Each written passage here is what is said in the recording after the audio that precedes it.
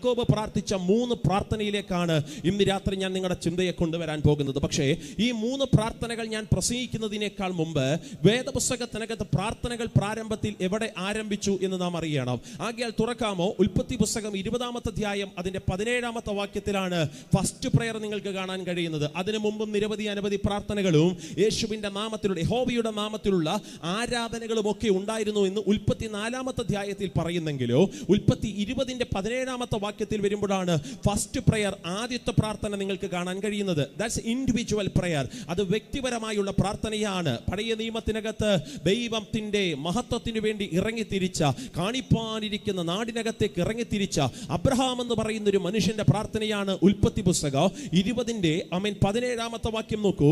Abraham ദൈവത്തോട് അപേക്ഷിച്ചു എന്നുള്ളത് പ്രാർത്ഥനയാണ് എന്ന് തെളിയിക്കാൻ നിൽക്കണമെങ്കിൽ സമയമേറെ മുമ്പിലേക്ക് പോകും. അതുകൊണ്ട് അപേക്ഷ പ്രാർത്ഥനയാണെന്ന് തൽക്കാലം ചിന്തിക്കാം. അവൻ ദൈവത്തോട് അപേക്ഷിച്ചു. അടുത്തത്, അപ്പോൾ ദൈവം അബീമേലെക്കിനെയും അവന്റെ ഭാര്യയെയും അവന്റെ ദാസിമാരെയും സൗഖ്യമാക്കി, അവർ പ്രസവിച്ചു. അർത്ഥം, അബീമേലെക്ക് എന്ന് പറയുന്ന ഒരു മനുഷ്യന് വേണ്ടി അബ്രഹാം എന്ന് പറയുന്ന ഒരു ഭക്തൻ പ്രാർത്ഥിച്ചപ്പോൾ കെട്ടൊതുങ്ങിപ്പോയ ഉദരത്തിന്റെ കെട്ട് തമ്പുരാൻ അഴിച്ച് അവളുടെ ഉദരത്തെ നിന്ന് ഒരു വാഗ്ദത്ത സന്തതിയെ സ്വർഗത്തിലെ ദൈവം ജനിപ്പിച്ചു. ഫസ്റ്റ് പ്രയർ അനോയിന്റിംഗ് ആണ് നിങ്ങൾക്ക് ഇതിനകത്ത് കാണാൻ കഴിയുന്നത്. ഇന്ന് രാത്രി ഞാനിത് പ്രസംഗിക്കുമ്പോഴോ ഒരു പ്രസംഗം കേൾക്കുന്ന ലാഘവത്തോടെയല്ല, മനസ്സിനകത്തുനിന്ന് ഭാവന പോലെ ചിന്തിച്ച് പ്രാർത്ഥിച്ചാൽ എന്ത് നടക്കുമെന്നറിയാതിരിക്കുന്ന കാലഘട്ടം, പ്രാർത്ഥിച്ചാൽ എന്ത് സംഭവിക്കുമെന്നറിയാതിരിക്കുന്ന ഒരു കാലഘട്ടം, പ്രാർത്ഥിച്ചാൽ എവിടെല്ലാം മൂവുകൾ നടക്കുമെന്നറിയാതിരിക്കുന്ന ഒരു കാലഘട്ടം. ആ കാലഘട്ടത്തിൽ പ്രാർത്ഥന എന്ന് പറയുന്ന ഒരു ശക്തിയിലേക്ക് ഒരു മനുഷ്യൻ കയറിയിട്ട് ആ മനുഷ്യൻ ദൈവത്തോട് പ്രാർത്ഥിച്ചപ്പോ അബീമേലെക്കിന്റെ കൂടാരത്തിനകത്തൊരു സന്തതിയെ ജനിപ്പിക്കാൻ പ്രാർത്ഥനകളെ ദൈവം മുഖാന്തരമാക്കി മാറ്റുകയാണ്. വിശ്വസിക്കുന്നവർക്കായി നന്ദിയോടെ ഞാൻ ദൈവത്തിന് സ്തോത്രം ചൊല്ലുന്നു. അച്ഛാ, പരീക്ഷിച്ച് ജയിക്കാത്ത ഒരു സംഭവം, അത് ചെയ്താൽ എന്തെല്ലാം നടക്കുമെന്നറിയാതിരിക്കുന്ന ഒരു കാലഘട്ടത്തിൽ ഒരു മനുഷ്യൻ തൻ്റെ ഇടത്തോടെ ദൈവത്തിന്റെ നാമത്തിൽ പ്രാർത്ഥിക്കാൻ ഇറങ്ങി എന്ന് പറഞ്ഞാൽ അതിന്റെ പുറകിൽ വ്യാപരിക്കപ്പെട്ടൊരു ധൈര്യത്തെ ഓർത്ത് ഞാൻ ദൈവത്തിന് സ്തോത്രം ചൊല്ലുകയാണ്. ഞാൻ ഇന്ന് രാത്രി ഇതിനകത്തിരിക്കുന്നവരോട് പറയുകയാണ്, OETയുടെ എക്സാം എഴുതിയാൽ ജയിച്ചാൽ 6 പോയിന്റ് സംതിങ് മാർക്ക് കിട്ടിയാൽ, അല്ലെങ്കിൽ 7 പോയിന്റ് സംതിങ് മാർക്ക് കിട്ടിയാൽ നിനക്ക് വിദേശത്തേക്കുള്ള വഴി തുറക്കുമെന്ന് ഞാൻ പറഞ്ഞാൽ അവർ പറയും, അറിയാം പാസ്റ്റർ അത് പറഞ്ഞില്ലെങ്കിലും അറിയാം. കാരണം ആ എക്സാം രാജ്യങ്ങളിലേക്കുള്ള എൻട്രി ആണെന്ന് പലരും ചെയ്തു വിജയിച്ച സംഭവമാണ്. അത് ഇന്നും പ്രാക്ടീസ് ചെയ്യുന്നുണ്ട്, അത് നടക്കുന്ന സംഭവമാണ്. സ്തോത്രം. സ്തോത്രം. തൈറോയിഡിന്റെ ടാബ്ലറ്റ് 200 mg എടുത്തു കഴിഞ്ഞാൽ തൈറോയ്ഡ് മാറും എന്നുള്ള ഒരു ഡോക്ടർ നിങ്ങളോട് പറഞ്ഞാൽ നിങ്ങൾ പറയും അറിയാം. കാരണം അത് എടുത്തു മാറിയ പലരെയും നമുക്കറിയാം. ആ ടാബ്ലറ്റ് കഴിക്കാൻ നമ്മൾ അസ്വസ്ഥരല്ല. ഇനി ഒരു ഡോക്ടറെ ചെന്ന് കണ്ടില്ലെങ്കിൽ പോലും പനി വന്നാൽ നമ്മൾ പോലും കുറുപ്പങ്ങ് എഴുതി വിടും. സ്തോത്രം. ഡോളോ അല്ലെങ്കിൽ പാരസെറ്റമോൾ കഴിച്ചാൽ സൗഖ്യമാകുമെന്ന് നമുക്കറിയാം. പലരും പ്രാക്ടീസ് ചെയ്ത് ജയിച്ചൊരു സംഭവമാണ്. അത് ചെയ്യാൻ നമുക്ക് ആശങ്കയില്ല. പക്ഷെ നിങ്ങൾ മനസ്സുകൊണ്ട് ചിന്തിച്ചേ, ഞാൻ ഈ ഫ്രണ്ടിൽ വന്നിരിക്കുന്ന ഏതെങ്കിലും കുഞ്ഞുങ്ങളോട് പറയാം, മക്കളെ സ്തോത്രം, നിങ്ങൾ പുറത്തോട്ട് ഇറങ്ങുമ്പോൾ അവിടെ ഈ പോച്ചപ്പുറത്തൊരു 3-4 തൊട്ടാവാടികൾ വളരുന്നുണ്ട്. ആ തൊട്ടാവാടി അരച്ച് മുഖത്ത് ചേർത്ത ഭയങ്കരമായിട്ട് വെളുക്കും കേട്ടോ. സ്തോത്രം. ചെയ്യൊന്നും ചെയ്യല്ലേ, പാതി മയക്കത്തിലൊന്നും കേട്ട് കളയല്ലേ. സ്തോത്രം. അത് അരച്ച് മുഖത്ത് ചേച്ചാൽ എന്ത് ചെയ്യും? വെളുക്കും. സ്തോത്രം. നിങ്ങളുടെ അകത്തൊരാശങ്കയുണ്ടാകും, ഈ മനുഷ്യൻ പറയുന്നത് ശരിയാണോ, അങ്ങനെ ചെയ്താൽ വെളുക്കുമോ? അപ്പം നമ്മൾ ആദ്യം അന്വേഷിക്കുന്നത് അങ്ങനെ ചെയ്ത് വിജയിച്ച ആരെങ്കിലും ഉണ്ടോ, അത് ചെയ്താൽ എന്തെങ്കിലും നടക്കുമോ? ഇതാണ് നമ്മൾ ആദ്യം തപ്പിപ്പോകുന്നത്. അർത്ഥം, നമ്മളൊരു സംഭവം പുതുതായിട്ട് ചെയ്യാൻ തീരുമാനിച്ചാൽ നമ്മളത് ചെയ്ത് വിജയിച്ചവരുടെ ലിസ്റ്റ് എടുത്തു നോക്കും. സ്തോത്രം. അബ്രഹാം എന്ന് പറയുന്ന ഒരു മനുഷ്യൻ ആദ്യമായിട്ട് യഹോവയുടെ നാമത്തിൽ പ്രാർത്ഥിക്കുമ്പോൾ തൻ്റെ പിറകിൽ ആരെങ്കിലും പ്രാർത്ഥിച്ചിട്ടുണ്ടോ? പ്രാർത്ഥിച്ചെന്തെങ്കിലും ദൈവപ്രവൃത്തി നടന്നിട്ടുണ്ടോ? അങ്ങനെ പ്രാർത്ഥിച്ച സമയം പോകുന്ന പരിപാടിയാണോ? ഇതൊന്നും അബ്രഹാം നോക്കിയില്ല. ചരിത്രത്തിനകത്തൊരു നാഴികക്കല്ലിറക്കാൻ ആ മനുഷ്യൻ ആദ്യമായി യഹോവയുടെ നാമത്തിൽ പ്രാർത്ഥിക്കുകയാണ്. അവൻ പ്രാർത്ഥിച്ചപ്പോൾ ദൈവം തൻ്റെ ബേസ്മെന്റ് ഇടാൻ തുടങ്ങി. പ്രാർത്ഥിച്ചാൽ ഞാൻ വാഗ്ദത്തങ്ങളെ തുറക്കുമെന്ന് ദൈവം കാണിക്കാൻ തുടങ്ങി. ഇന്ന് രാത്രി ഇതിനകത്തിരിക്കുന്ന ആരോടൊക്കെയോ ഞാൻ പ്രവചിച്ചു ദൂത് പറയാ, പ്രാർത്ഥനയ്ക്കകത്ത് ഉദരം തുറക്കോ, പ്രാർത്ഥനയ്ക്കകത്ത് വാഗ്ദത്തം തുറക്കോ, പ്രാർത്ഥനയ്ക്കകത്ത് സന്തതികളെ പുറത്തു കൊണ്ടുവരൂ. വിശ്വസിക്കുന്ന മാതാപിതാക്കന്മാർ ആത്മാവിൽ ദൈവത്തോട് സാന്നിധ്യത്തിൽ ആരാധിച്ചിട്ട് പറ, എന്റെ പ്രാർത്ഥനയ്ക്കകത്തും ചില വാഗ്ദത്തങ്ങളെ ദൈവം തുറക്കാൻ പോകുന്ന നിമിഷങ്ങളെ ഓർത്ത് ഞങ്ങൾ ദൈവത്തിന് രക്തത്താൽ വചനത്താൽ ഇന്ന് രാത്രി ഞങ്ങൾ ഒരുമിച്ച് ജയമെടുക്കുകയാണ്. പ്രാർത്ഥനയ്ക്കകത്ത് ദൈവം വാഗ്ദത്തങ്ങളെ തുറക്കുമെന്നൊരു ബോധ്യം അബ്രഹാമിന്റെ അകത്ത് സ്വർഗത്തിൽ ദൈവം ഇട്ടു. ഇനി നിങ്ങളൊന്ന് ശ്രദ്ധിച്ചു കേൾക്കണം. അടുത്തൊരു വാക്ക് ഇതിനകത്തിരിക്കുന്ന പലരോടുമുള്ള ദൂതാണ്. നാം വായിച്ച 20:17 അബ്രഹാം പ്രാർത്ഥിച്ചത് തനിക്ക് വേണ്ടിയല്ല, അബീമേലെക്കിന് വേണ്ടിയാ. ആമേൻ. തന്റെ പ്രാർത്ഥനയാണ് പരിശുദ്ധാത്മാവ് ഉപയോഗിച്ചതെങ്കിലും വാഗ്ദത്തം നടന്നത് അബീമേലെക്കിന്റെ വീട്ടില. അങ്ങനെ ആ സംഭവം 20-ാം അധ്യായം വിരാമം ഇടുമ്പോ 21-ാമത്തെ വാക്യത്തിൽ സ്വർഗം ഒരു പദം എഴുതി വെച്ചു. ആ വാക്ക് ഇങ്ങനെയാണ്: അനന്തരം യഹോവ താൻ അരുളി ചെയ്തിരുന്നത് പോലെ സാറായെ സന്ദർശിച്ചു. സാറായിക്ക് വേണ്ടി അബ്രഹാം പ്രാർത്ഥിച്ചില്ല, അബീമേലെക്കിന് വേണ്ടി അബ്രഹാം പ്രാർത്ഥിച്ചു. പക്ഷെ പ്രാർത്ഥനയുടെ മറുപടി അവിടെ മാത്രമല്ല ചരിച്ചത്, തന്റെ കൂടാരത്തിനകത്തും ഒരു അത്ഭുതമാക്കി പരിശുദ്ധാത്മാവ് മാറ്റി. നിന്റെ കൂട്ട് സഹോദരന് വേണ്ടി നീ പ്രാർത്ഥിക്കുന്ന പ്രാർത്ഥനയുടെ അഭിഷേകം അവിടം കൊണ്ട് കെട്ടി ഒതുങ്ങത്തില്ല. നിന്റെ പ്രാർത്ഥനയ്ക്കകത്ത് വാഴുന്ന ഈ അഭിഷേകം നിന്റെ കൂടാരത്തിനകത്ത്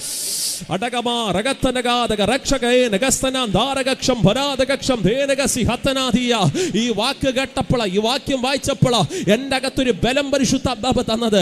അഭിഷക്തന്മാരെ, നമ്മൾ ദേശത്തിന് വേണ്ടി നിൽക്കുമ്പോ, ദേശത്തിന്റെ ഉദ്ധാരണത്തിന് വേണ്ടി നമ്മൾ നിൽക്കുമ്പോ, കിട്ടുന്ന പണം മൊത്തം ദേശത്തിന്റെ വേലയ്ക്ക് വേണ്ടി നമ്മൾ ചെലവഴിക്കുമ്പോ ഇത് ഇവിടം കൊണ്ട് അവസാനിക്കത്തില്ല.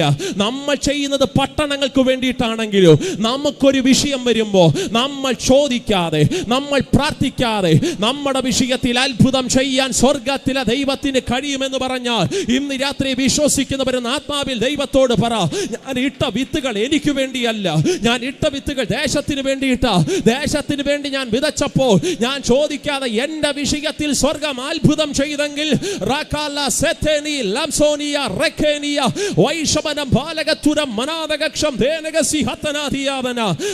അപ്പുറത്തവന്റെ വീടിനകത്ത് തലമുറയ്ക്കകത്ത് വാഴുന്ന ആമേൻ മ്ലേച്ഛതകളെ കണ്ടിട്ട് നീ അതിനു വേണ്ടി ഇടിവിൽ നിൽക്കാൻ മനസ്സുകൊണ്ട് ആഗ്രഹിച്ചാൽ, എന്റെ മാതാവേ പിതാവേ, ഒരു മാർമിക രഹസ്യം ഞാൻ നിങ്ങളോട് പറയാം. നിങ്ങളുടെ വിഷയത്തിന് വേണ്ടി പ്രാർത്ഥിച്ചില്ലെങ്കിൽ പോലും നിങ്ങൾ അടുത്തുള്ളവന് വേണ്ടി പ്രാർത്ഥിക്കാൻ ആത്മസമർപ്പണമുള്ളവരാകിയാൽ നിങ്ങൾ ചോദിക്കാതെ നിങ്ങളുടെ വിഷയത്തിൽ അത്ഭുതം ചെയ്യുന്ന ഒരു സ്വർഗത്തിലെ ദൈവമുണ്ട്.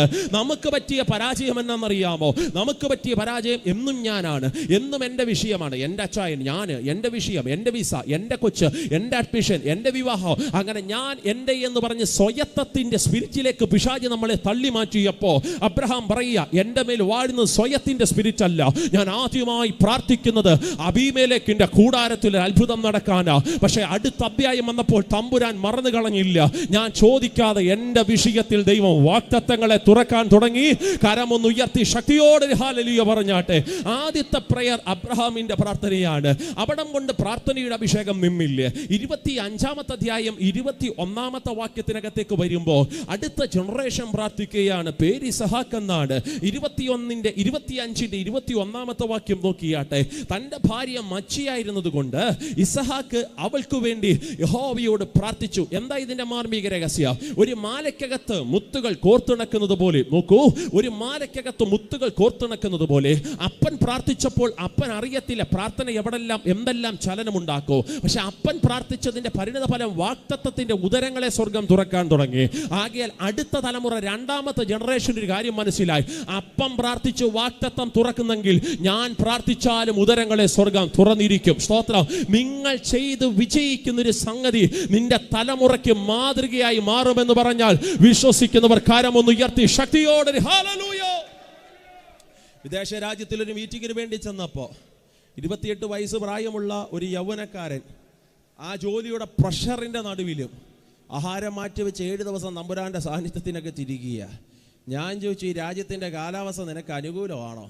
സ്തോത്രം. നാട്ടിലൊക്കെ ആണെങ്കിൽ രാവിലെ ഗസ്റ്റ് പാസ്റ്റർ, വൈകിട്ട് ഗസ്റ്റ് പാസ്റ്റർ, അടുത്ത ദിവസം പ്രവാചകൻ, അടുത്ത ദിവസം കോട്ടയത്ത് നിന്ന് പാസ്റ്റർ. ബലപ്പെടാൻ 1000 വഴികളുണ്ട്. ഈ രാജ്യത്തിൻ്റെ ജോലി, ഇവിടുത്തെ പ്രഷറ്, പകൽ മുഴുവനുള്ള അധ്വാനങ്ങൾ, 7 ദിവസങ്ങൾ ആഹാരം മാറ്റിവെച്ച് തമ്പുരാന്റെ സാന്നിധ്യത്തിനൊക്കെ തിരിക്കാൻ പ്രാപ്തിയുള്ള ഒരന്തരീക്ഷമാണ് നിനക്ക് വേണ്ടി ഒരുക്കുന്നത്. താൻ എന്നോട് തിരിച്ചു പറഞ്ഞ മറുപടി ഇങ്ങനെയാണ്: പാസ്റ്റർ, ഇതൊന്നും എനിക്കറിയാൻ പാടില്ല, പക്ഷെ ഞാൻ 7 ദിവസം ദൈവസാന്നിധ്യത്തിൽ ഇരിക്കുമ്പോൾ ഒരു കാര്യം എനിക്കറിയാം, പണ്ട് എൻ്റെ മമ്മി 7-21 ഇരുന്നപ്പോൾ ദൈവം ഇറങ്ങുന്നത് ഞാൻ കണ്ടിട്ടുണ്ട്. സ്തോത്രം. അതുകൊണ്ട് എൻ്റെ അകത്തൊരു ബോധ്യം പരിശുദ്ധാത്മാവ് തന്നിട്ടുണ്ട്. പ്രാർത്ഥിച്ചാൽ, ഉപവസിച്ചാൽ, ആഹാരം മാറ്റിവെച്ചാൽ എൻ്റെ കർത്താവ് എനിക്ക് വേണ്ടി അടങ്ങിയിരിക്കത്തില്ല. എൻ്റെ ദൈവം എനിക്ക് വേണ്ടി ഇറങ്ങും. തൻ്റെ മാതൃക എന്ന് പറയുന്നത് തൻ്റെ മാതാവ് തനിക്ക് കാണിച്ചു കൊടുത്തൊരു സ്പിരിച്വൽ വേ ആണെങ്കിൽ ഇന്ന് രാത്രി ഇതിനകത്തിരിക്കുന്ന മാതാപിതാക്കന്മാരെ, നിങ്ങൾ ഈ പെട്ടകം ചുമന്നാൽ നിന്റെ തലമുറ അന്യപ്പെട്ടു പോകാൻ ദൈവം സമ്മതിക്കത്തില്ല. ഒരുപക്ഷെ ഇന്ന് രാത്രി ഞാൻ ദൂത് പറയുമ്പോൾ പലരും പറയുന്നുണ്ട്, പാസ്റ്റർ ഇതൊക്കെ പ്രസംഗം ശരിയാണ്, ഇതൊക്കെ ദൂത് ശരിയാ, പക്ഷെ ഇന്ന് രാത്രി ഞാൻ ഈ ദൂതിനകത്ത് ആരാധിച്ചു കൊണ്ടിരിക്കുമ്പോഴും എൻ്റെ തലമുറ ആ പ്രസൻസിനകത്തല്ല, എൻ്റെ തലമുറ ആ പെട്ടകത്തിനകത്തല്ല. സാരമില്ല മമ്മി, നിന്റെ കണ്ണടയുന്നതിനേക്കാൾ മുമ്പ് നീ കാണിച്ചു വെച്ച മാതൃകയുടെ പ്രാർത്ഥനയുടെ അഭിഷേകം പിന്തുടരാൻ നിന്റെ തലമുറയെ സ്വർഗം എഴുന്നേൽപ്പിക്കുമെന്ന് പറഞ്ഞാൽ വിശ്വസിക്കുന്നവരാണോ ആത്മാവിൽ ദൈവത്തിന് സ്തോത്രം ചൊല്ലുന്നത്? യേശുവിന്റെ നാമത്തിന്റെ ജയം ഇതിനകത്ത് വ്യാപരിക്കുന്നതിനായി കരമുയർത്തി ശക്തിയോടെ പറഞ്ഞ് ഹല്ലേലൂയ. യാമേൻ. അബ്രഹാം എന്ന് പറയുന്ന ഒരു മനുഷ്യൻ പ്രാർത്ഥിച്ചതിന്റെ പരിണിത ഫലം ഇസഹാക്ക് പ്രാർത്ഥനയ്ക്കകത്ത് കയറി. ഉദരം കെട്ടൊതുങ്ങിയപ്പോ താൻ പോയത് ഹോളി ക്രോസിനകത്തൊന്നുമല്ല കേട്ടോ. ഉദരം കെട്ടൊതുങ്ങിപ്പോയപ്പോൾ ആമേ സ്തോത്രം, ഇത് ചികിത്സ ചെയ്യാൻ ഇനി എക്സ്ട്രീ ലെവൽ എന്നാ, ഇതിന് എത്ര ലക്ഷം രൂപ മുടങ്ങണം? ഏതാണ് ഏറ്റവും നല്ല റാന്നിയിലെ ഡോക്ടർ? സ്തോത്രം. പ്രത്യേകിച്ച് ഈ വിഷയ സംബന്ധമായിട്ടുള്ള ഡോക്ടർ ഏതാണ്? വൈഫിനെ കാണിക്കാൻ പറ്റുന്ന ഒരു ഹോസ്പിറ്റൽ ഇതിനകത്തുണ്ടോ? ഇതിന് എത്ര സർജറി ആവശ്യം? ഇതൊന്നും ആ മനുഷ്യൻ തപ്പിപ്പോയില്ല. താൻ വീടിനകത്തിരുന്ന് പ്രാർത്ഥിക്കാൻ തുടങ്ങി. കാരണം തൻ്റെ അകത്തൊരു ബോധ്യമുണ്ട്. അപ്പം പ്രാർത്ഥിച്ചു, അത്ഭുതം നടന്നു. ഞാൻ പ്രാർത്ഥിച്ചാലും അത്ഭുതം നടക്കും. സ്തോത്രം. പ്രാർത്ഥനയെ പിന്തുടരാൻ ഒരു തലമുറ എഴുന്നേറ്റ് വന്നു. അർത്ഥം, അബ്രഹാം പ്രാർത്ഥിച്ചു, 2 ഇസഹാക്ക് പ്രാർത്ഥിച്ചു. പിന്നത്തേതിൽ ബൈബിളിനകത്ത് കിടക്കുന്ന എക്സ്ട്രീ ലെവലുകൾ പ്രയറുകളിലൊന്നാണ് യാക്കോബിന്റെ പ്രാർത്ഥന എന്നുള്ളത്. യാക്കോബിന്റെ പ്രാർത്ഥന ഇന്ന് രാത്രി ഞാൻ പറഞ്ഞല്ലോ, യാക്കോബിന്റെ പ്രാർത്ഥന രാത്രിയിലാണ് നടക്കുന്നത്. ഉഷസ്സാകുന്നുവല്ലോ സൂര്യൻ ഉദിക്കുന്നു. അപ്പൊ രാത്രി തുടങ്ങിയ കണ്ണുനീര, രാത്രി തുടങ്ങിയ മൽപ്പിടുത്തമാ. ഇവിടെ നിർത്തിക്കൊണ്ട് രാത്രിയിലെ പ്രാർത്ഥനയിൽ എന്തു സംഭവിക്കും എന്നൊന്ന് ഒരു വാക്കിലൊന്ന് പറഞ്ഞിട്ട് നമ്മൾ ആ ഭാഗത്തിലേക്ക് തിരിച്ചു മടങ്ങി വരും. രാത്രിയിലെ പ്രാർത്ഥനയിൽ എന്ത് സംഭവിക്കും? ബൈബിളിനകത്ത് ഇയ്യോബിന്റെ പുസ്തകം 38-ാമത്തെ അധ്യായം അതിന്റെ 12-ാമത്തെ വാക്യത്തിനകത്ത് വ്യത്യസ്തമായ ഒരു പദം കിടപ്പുണ്ട്. പ്രത്യക്ഷത്തിൽ വായിക്കുമ്പോൾ ആ വാക്കിന്റെ ആഴം അർത്ഥമൊന്നും നമുക്ക് മനസ്സിലാകില്ല. പക്ഷെ ആഴത്തിൽ ആ വിഷയത്തിന് വേണ്ടി ധ്യാനിക്കാനിരിക്കുമ്പോൾ നമുക്ക് ആ ദൂതിന്റെ അർത്ഥം കുറേ കൂടെ മനസ്സിലാകും. വായിക്കാമോ? ഇയ്യോബിന്റെ പുസ്തകം 38-ാമത്തെ അധ്യായം അതിന്റെ 12-ാമത്തെ വാക്യം. ഭൂമിയുടെ അറ്റങ്ങളെ പിടിക്കേണ്ടതിന്, ദുഷ്ടന്മാരെ അതിൽ നിന്നും കുടഞ്ഞു കളയേണ്ടതിന്, അടുത്ത വാക്യം അടിവരയിടണോ, നിന്റെ ജീവകാലത്തൊരിക്കലെങ്കിലോ നീ പ്രഭാതത്തിന് കൽപ്പന കൊടുക്കുകയോ. ആ പദം ഒന്നുകൂടെ ശ്രദ്ധിച്ചു വായിച്ചേ. 13-ാം വാക്യം ഒരുമിച്ചൊന്ന് വായിക്കാമോ? നിന്റെ ജീവകാലത്ത് ഒരിക്കലെങ്കിലോ നീ പ്രഭാതത്തിന് കൽപ്പന കൊടുത്തിട്ടുണ്ടോ എന്ന് ചോദിക്കുക. നിന്റെ ജീവകാലത്ത് ഒരിക്കലെങ്കിലും. യോബേ, ശരീരത്തിന്റെ ഉച്ച മുതൽ ഉള്ളങ്കാല് വരെ പരിക്കൾ ബാധിച്ച് വ്രണങ്ങളെ ചുരണ്ടിക്കൊണ്ടിരിക്കുന്ന മനുഷ്യ, നിന്റെ ജീവകാലത്ത് ഒരിക്കലെങ്കിലും നീ പ്രഭാതത്തിന് കൽപ്പന കൊടുത്തിട്ടുണ്ടോ? രാത്രികളിൽ നിനക്ക് കിടന്നുറങ്ങാൻ മാത്രമേ അറിയത്തുള്ളൂ മനുഷ്യ. എന്നാൽ സ്വർഗത്തിലെ ദൈവം പറയുക, നീ രാത്രികളിൽ കിടന്നുറങ്ങുമ്പോൾ നിനക്ക് പ്രഭാതത്തെ നോക്കി കൽപ്പിക്കാൻ കഴിയില്ല. പക്ഷെ ഇന്ന് രാത്രി ഇതിനകത്തിരിക്കുന്ന ആരോടെങ്കിലും ഒക്കെ ദൈവ ശബ്ദമാക്കി ഞാൻ ദൂതിനെ റൂട്ട് തിരിച്ചു പറയാം. രാത്രികളിൽ ഞാൻ തമ്പുരാന്റെ സാന്നിധ്യത്തിനകത്തിരിക്കുമ്പോൾ എനിക്ക് രാത്രികളിൽ കരയാനും പ്രാർത്ഥിക്കാനും മാത്രമേ അറിയത്തുള്ളൂ. പക്ഷേ ഞാൻ രാത്രികളിൽ അങ്ങനെ ഇരിക്കുമ്പോൾ പ്രഭാതങ്ങളെ നോക്കി കൽപ്പിക്കുന്ന ഒരു ദൈവം ഉണ്ട്. എത്ര പേർക്ക് വിശ്വസിക്കാൻ കഴിയുന്നുണ്ട്? ആ വാക്ക് നമുക്ക് മനസ്സിലാകുന്നുണ്ടോ? രാത്രികളിൽ എനിക്കാകെ കൂടെ പറ്റുന്നത് മുഴങ്കാലും അടക്കാൻ, രാത്രികളിൽ എനിക്കാകെ കൂടെ പറ്റുന്നത് കണ്ണുനീരൊഴുക്കി പ്രാർത്ഥിക്കാൻ, രാത്രികളിൽ എനിക്ക് മാക്സിമം പറ്റുന്നത് ആ സാന്നിധ്യത്തിനകത്തിരുന്നൊന്ന് ഡെഡിക്കേറ്റഡ് ആകാൻ. അങ്ങനെ ഞാൻ ഇരിക്കുമ്പോൾ ദൈവം പറയുക, മനുഷ്യന് പറ്റാത്തൊരു കാര്യമുണ്ട്. എന്താ അത്? അപ്പൊ ദൈവം പ്രഭാതത്തെ നോക്കി കൽപ്പിക്കാൻ തുടങ്ങും. ദൈവം പ്രഭാതത്തെ നോക്കി കമന്റ് ചെയ്യാൻ തുടങ്ങും. ഇന്ന് രാത്രിയിലെ ഉപവാസ പ്രാർത്ഥനയുടെ 3-ാമത്തെ രാത്രിയിൽ വിശ്വസിച്ച് ഞാൻ ചിലരോട് പ്രവചന ശബ്ദമായി പറയുന്നു, ഈ രാത്രി കൂടെ ഒന്ന് നേരം വെളുക്കട്ടെ, ഈ രാത്രി കൂടെ ഒന്ന് അസ്തമിച്ച് നേരം വെളുക്കട്ടെ. നാളെ പ്രഭാതമാകുമ്പോഴത്തേക്കോ ഈ രാത്രിയിൽ തമ്പുരാന്റെ പാദപീഠത്തിൽ ഇരുന്നതിന്റെ ചില കമാൻഡുകൾ പ്രഭാതത്തിൽ എന്റെ കണ്ണു തുറന്ന് കാണാൻ കഴിയൂ എന്ന് വിശ്വസിക്കുന്ന ദൈവത്തിന്റെ മക്കൾ ഇതിനകത്തുണ്ടെങ്കിൽ കരം ഉയർത്തിയോ കരം അടിച്ചോ ദൈവത്തിന് നന്ദി പറഞ്ഞിട്ട് പറ. പ്രഭാതങ്ങളെ നോക്കി ദൈവം കൽപ്പിക്കാൻ പോകുക.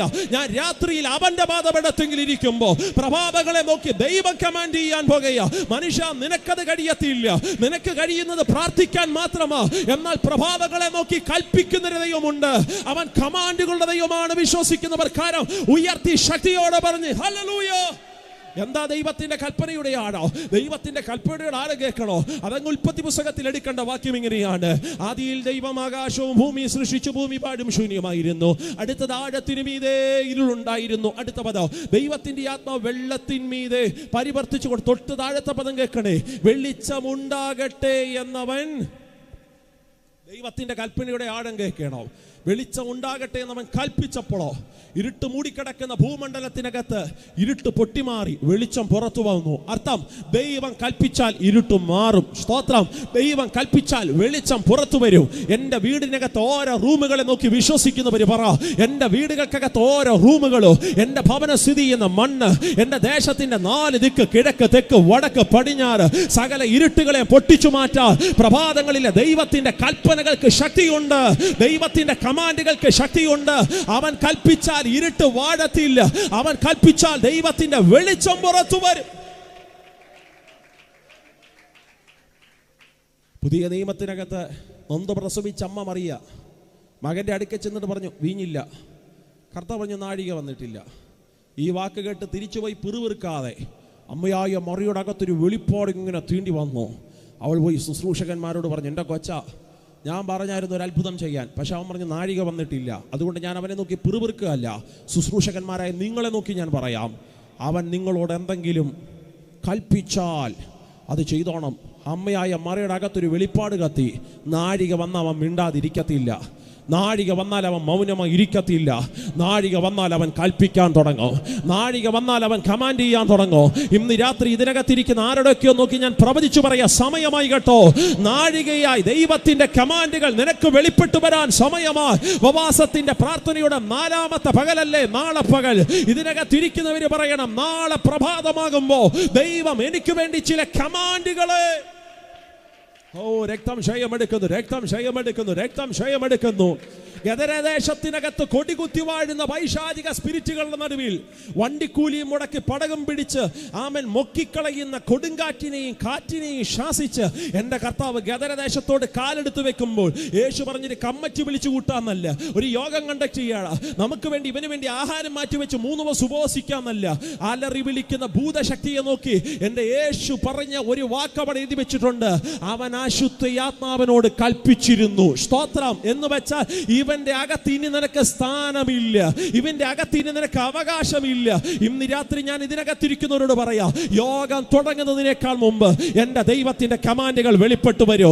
ദാനിയേലിന്റെ പുസ്തകത്തിൽ ആ വാക്യം കൃത്യമായിട്ട് എഴുതി വെച്ചിട്ടുണ്ട്. അറിയാവുന്നവർ എൻ്റെ കൂടെ ചേർന്ന് പറയണോ, ദാനിയേലേ നീ എനിക്ക് ഏറ്റവും പ്രിയനാകയാൽ. അറിയാമോ വാക്യോ? ദാനിയേലേ നീ എനിക്ക് ഏറ്റവും പ്രിയനാകയാൽ നിന്റെ യാചനകളുടെ ആരംഭത്തിൽ തന്നെ ദൈവത്തിന്റെ കൽപ്പനകൾ പുറപ്പെട്ടു വന്നിട്ടുണ്ട്.